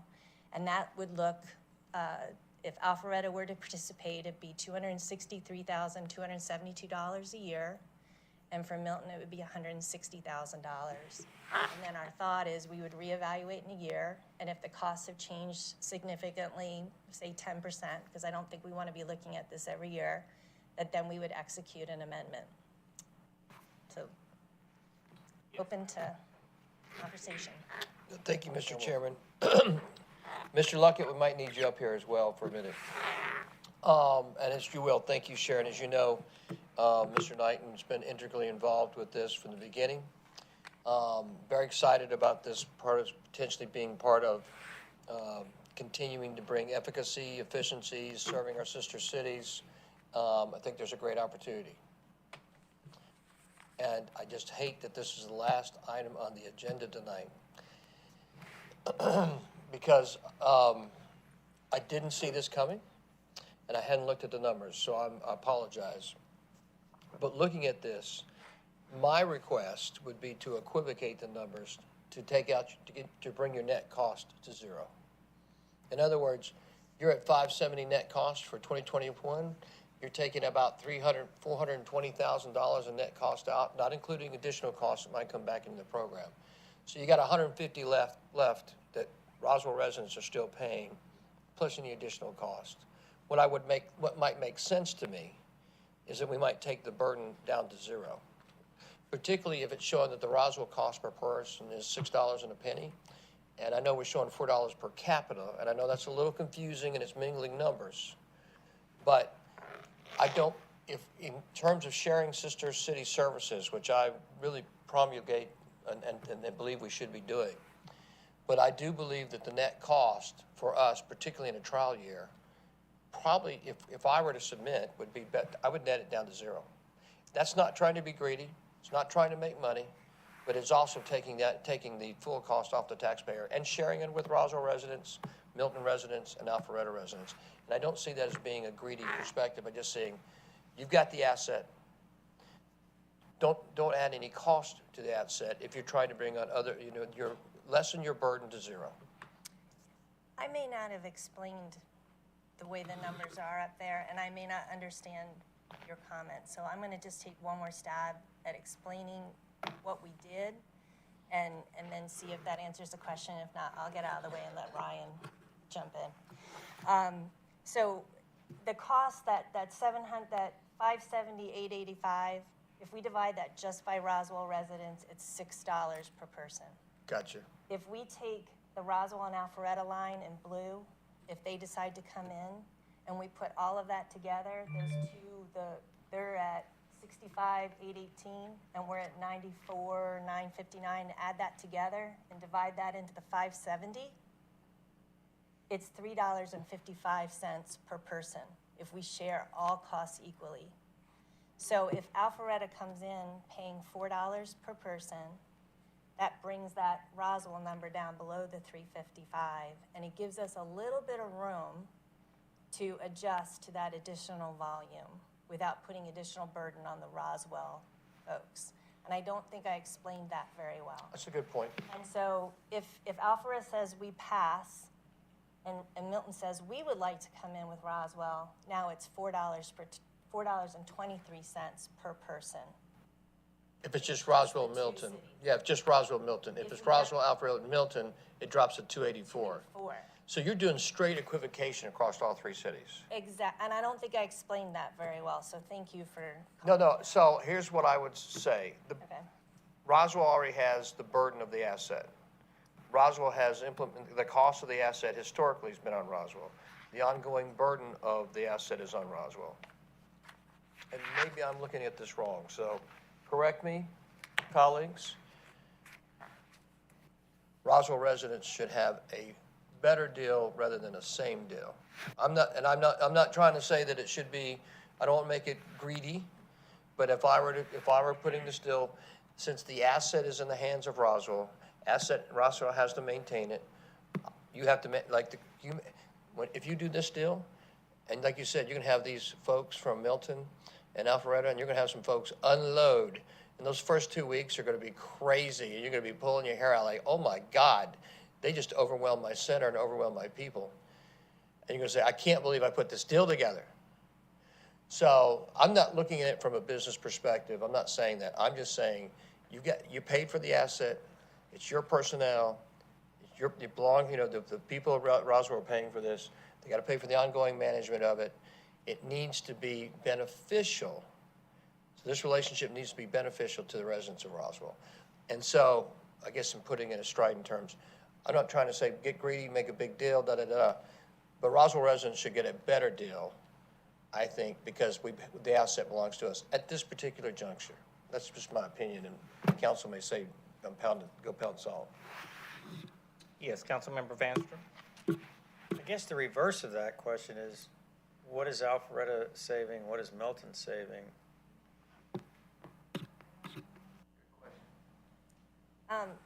Well, I think we know what Alpharetta is saving, because they're going to basically take that $4 per customer, and then they've got another increase coming on top of that, so 4% on top of that 407. They're going to take that out of the equation for their residents, and instead they're going to substitute the Roswell Recycling Center. And so while we don't know all the math of how they're doing what they're doing from their finance director, and certainly there's an opportunity to have more conversation with them, they're facing a pretty serious situation with their residents, and they are thinking that coming to the Roswell Recycling Center makes sense, but they also want to make sure they're being treated fairly, and so. So to that point, Sharon, and I think that there is a desire to treat our fellow sister cities fairly. does anybody really think that if our residents get, with the asset already involved, if our residents are paying less than an Alpharetta resident, that is an inequitable situation? That that's inequitable? Say, for example, if our residents end up paying $3 and the Alpharetta resident pays it $4, just to be crass, clear numbers, does anybody really think that's unfair? I'm asking. Let me state from the position of this mayor, I do not. I do not think that's unfair. I think that's in the best interest of Roswell, and I also think that we're providing a service which helps our sister city and makes their lives better as well. And I think that's what we attempted to do. The 355 would be an absolute equitable split. At asking them to pay $4, our per head cost is going to be below 355, and Ryan can start running numbers if he wants to tell you what that would look like. And that's, we're looking at it as a pilot to see how it goes. If our costs go up, they're going to need to share in that, and we're going to track all of those costs, because you are correct that we expect the first few Saturdays to be crazy. Disaster. And we're gonna have staff there to make sure it gets handled, because our residents are gonna be there too, and they should not be inconvenienced or unhappy because the other folks are there as well. Yes, So I guess the question would be, what do you think is fair? I think sorry, go ahead. Yes, sir. I was going to acknowledge Councilmember Morthland, who had a question or comment. No, sir. How much new equipment, how many new positions are going to be needed for this influx? What kind of money are we making off of individual recycling pieces? Glass, aluminum, metal, paper, cardboard? So I guess the way we look at this, up until March of 2020, all these people were coming anyway. And we were staffed the way we were staffed, and we had the equipment we had. We just put a brand new baler in that actually has some automation to it that we're just getting used to using. And so we're going to be in better shape today than we've ever been as far as a baler goes. And so that's part of the reason why we didn't want to propose the 355, because we do expect that there may be some increases in costs. On the plus side, we will also have their material to sell, and they'll also have the opportunity to drop their donations at the Goodwill trailer or whichever trailer is there. We're getting ready to recompete that in the next couple of months, so there'll be an opportunity for that competition to happen. And there is a little bit of money that comes back to the city for that trailer to be there, and all those folks will have the opportunity to use that trailer as well. So their volume will probably go up as well, which will also equate to some dollars that'll come back to the center to help to sustain it. What type of material, profitability-wise? Obviously copper would be the most valuable, correct? The metals, yes. Metals would be, what is the least profitable thing that we accept out there? I apologize. That varies, and I don't know the answer to that today, right now. The reason I ask that is if we're increasing volume, then are we landlocked out there, or is there room for expansion? We're bringing in all this new product. We're about to dump it somewhere. I'd hate to start cutting services of a certain product that is not profitable. Mm-hmm. And we're going to turn around and do exactly what these other cities are doing, which is throw in their trash, their recyclables in the trash, because we can't do anything with it. So to Mayor Wilson's point, are we cutting our nose off to be a good brother or sister by turning a blind eye to our own residents? Again, I because the center was open to Milton, Alpharetta, anybody who could drive there, I think that while we'll see a bit of a surge at first, I do think it'll level off, and it'll just mean that we'll be selling those commodities more quickly than we typically do, because we have to accumulate a certain amount before someone will come and get them. So we'll just see an uptick in how many trailer loads, if you will, of the material we have.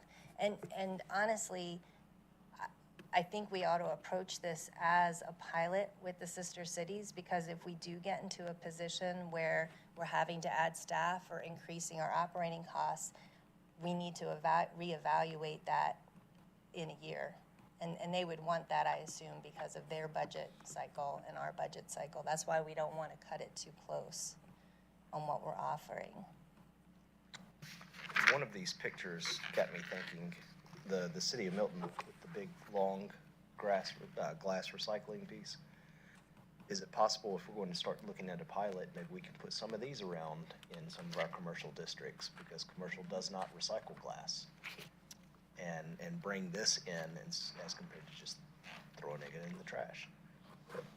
It's interesting, as I was doing the research on this, I actually found the company that they're using and kind of tagged it off to the side because I wanted to do a little bit more research into it to understand that, because that's been something we have talked about, particularly with glass, because we'd like to get it out of our curbside.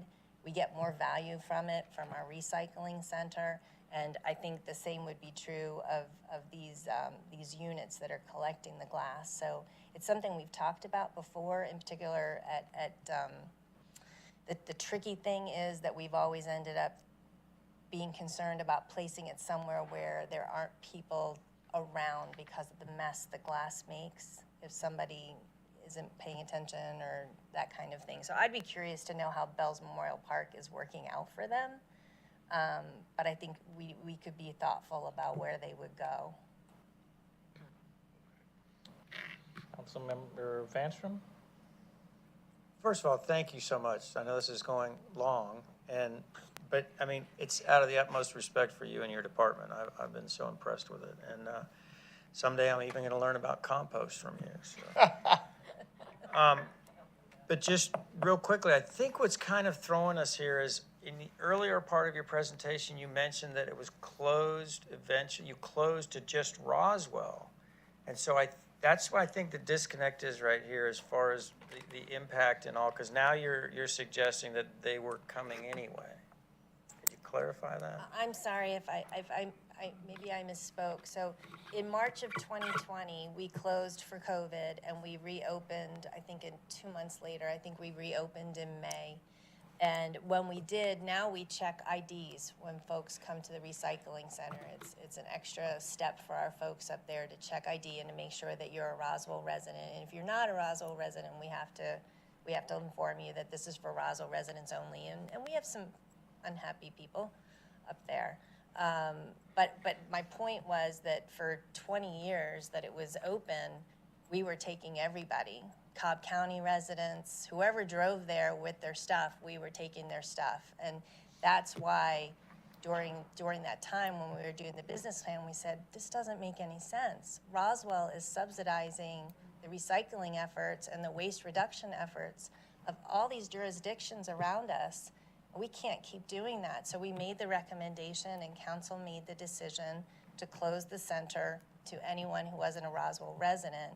And so interestingly, here we are less than 2 years later, and we're being asked, can we come back in and we'll pay?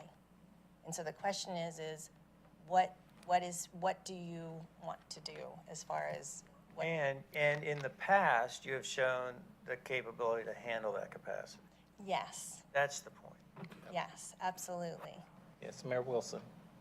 Okay, Sharon, this is where you're going to get mad at me. Okay, what time is it? So, all right, so you just absolutely perfectly illustrated the problem of the past. You illustrated that you corrected the problem 2 years ago, which is it's a hard, difficult problem to correct. I remember that as a resident. So you solved a gigantic problem for the city. So when we go back down the potential opportunity of trying to help a sister city with a much different construct or help two different sister cities, I think we need to be very clear. And so my recommendation is that we don't pass this tonight. We got to come back. I think we need some stronger numbers. I think we need a little stronger. And I know you're a little bit at a disadvantage because you don't have a liaison. So you got nobody right now that you're talking with specifically. So this is not helping matters. Not specifically, right, that you can have an active conversation with. And we've got to resolve that quickly. Well, he left. He's at Devereaux Downs. But I think the point you make is so salient, which is, okay, we had a problem, and we miraculously fixed that problem. So let's be wise. If we're going to unwind it, let's make sure it's you've heard me say, I don't want to talk in circles. I don't want, this should not be an equal deal for Roswell residents. I guess what I have not said very well. I want to take care of my sister cities, right? I think we want to take care of our sister cities. However, the deal has got to be better for the Roswell residents. That's the bottom line. And I think if it's not, then I don't think that we're saying, I think we're kind of saying, look, and looks too iffy. It looks like there's too much uncertainty there about the benefit to Roswell residents. This is not a benefit to Roswell residents. This is a benefit to Alpharetta residents and to Milton residents, which I think we're willing to say yes. Well, yes, we had capacity there, but that's not just capacity. You could handle it. But I don't know what the cost differential is today operationally versus what it was 3 years ago. My guess is it's probably gone down. My guess is, and if it hasn't, then we probably need to look at the operational infrastructure, right? Because if your operational infrastructure costs, if you're handling, I don't know what the volume percentage was that you had beforehand, and it's gone down dramatically, and the operational cost hasn't gone down. You have to say, is there something there to examine? Particularly if you're saying, look, the operational cost is not going to change that much, but there's going to be a significant increase in product being delivered. So I know there's some number. I think, and I don't, maybe I said this when I said, look, let's take care of our sister cities. I do mean that, but I do not mean that that we equivocate and mitigate what you have gotten done for Roswell. That's a big deal. What you got done for Roswell is you got people who are not Roswell residents expending Roswell resources for no benefit to Roswell residents and for real cost. So if we're going to do it, we need to recuperate that cost, and it doesn't need to be 100% equivocated at all levels. Does that make any sense? It does, and this is an important conversation for solid waste in particular. The city has some unique resources, some unique assets that can benefit other cities in North Fulton, but we are going to need to decide how we want to do that. And so I would ask, is there a way to quantify the benefit to Roswell citizens that you'd be able to tell us, so that when we go back and rework the numbers, we have a better idea of what you would like to see as far as the benefit back to Roswell residents, whether it's you're asking 5% better or... No, you're asking a great question. Okay. And the problem with the question is this the totality of services that have to be combined. My sense of it, to your point, is that Roswell is going to try to end up benefiting its sister cities more than the sister city is going to benefit Roswell. But I think that's in the best long-term of the region. I think that's in the best long-term region of the quality of life of other sister cities. And by that, in the best long-term interest of the contiguous nature of the citizens who live in Roswell. Being a good neighbor pays off. May not pay off, it may cost you, but it pays off long-term. That being said, I know that we have some fiduciary responsibility to our city. We have some fiduciary responsibility to our citizens, and that means just, I guess, from a standpoint of, we don't need to give away every asset we've got just to be a good neighbor and not understand the totality of services that we may need some reciprocation on. And we go to our sister cities and they say, tough luck. You're going to pay, for example, you're going to pay $8, our citizens are going to pay $4. And we say, wait a minute.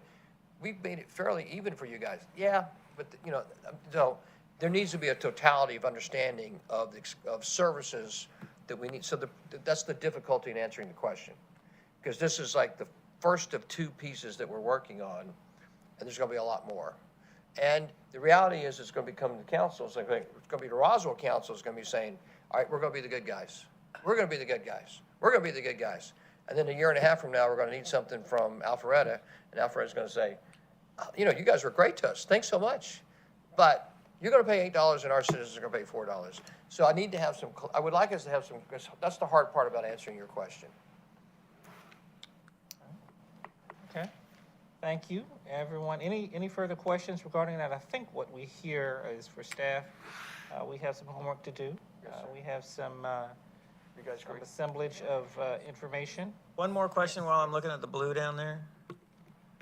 When you do that whole combine, is that 284 for a Roswell person at that point, and 4 for what we're charging outside? I mean, that's what we're having a problem with right now, I think. So It's if just, all three cities were to participate together, the cost, split three ways, would take us to 284, but we would still be getting $4 a person from Milton and $4 a person from Alpharetta. so, and Roswell would be at 284. No, Well, at that price, it'd be $1.58. thank you. Thank you. That's why I'm a dentist and you're A CFO. in finance. Exactly. So so I think we're already showing that there's There is. a difference. Yes. It's just difficult to, And maybe my slide doesn't help you to see that, and I apologize for that. Christine, can you explain that a little clearer?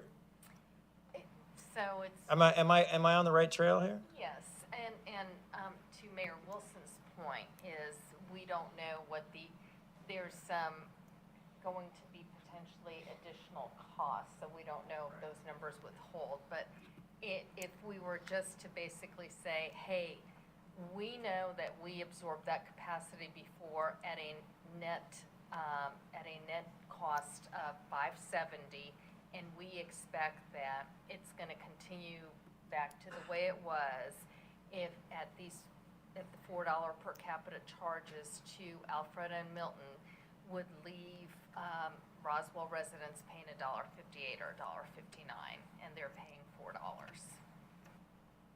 Exactly. Okay. Does that help? No, I get it. Believe me, I get it. It's too much equivocation. Is the expenditures in 2021 when we were working with all open?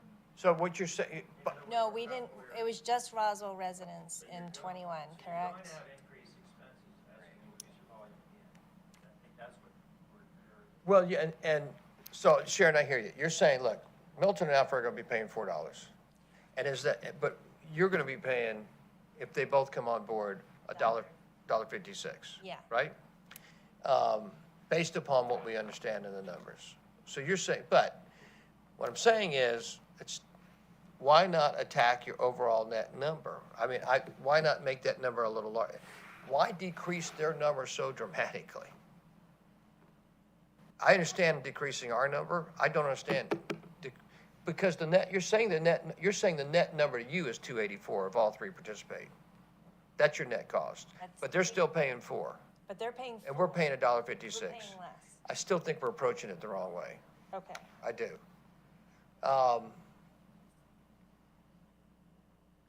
And I don't want to get in the solutioneering business, but I can. And happy to talk to you about numbers. Yeah, I was gonna suggest that perhaps we go back with staff, work through some things, perhaps to clarify and illuminate a couple of points here that have been raised, and then have some conversation. Or Yes. maybe just do a couple of models, Yeah. Approach it from Mayor Wilson's perspective, and we have this perspective, and then see where Yeah, they come together. and we'll provide that information to you for your consideration review before we bring this to you in a formal fashion. Thank you, Mr. Chairman. And can we all give condolences to Mr. Petty, who Mr. Davidson absolutely screwed tonight. I was home last week, so. All right, that is the final item on the agenda. If there's nothing else to consider, we'd entertain a motion for adjournment. All right, thank you. Second? Wonderful, wonderful. Thank you so much. Thank you.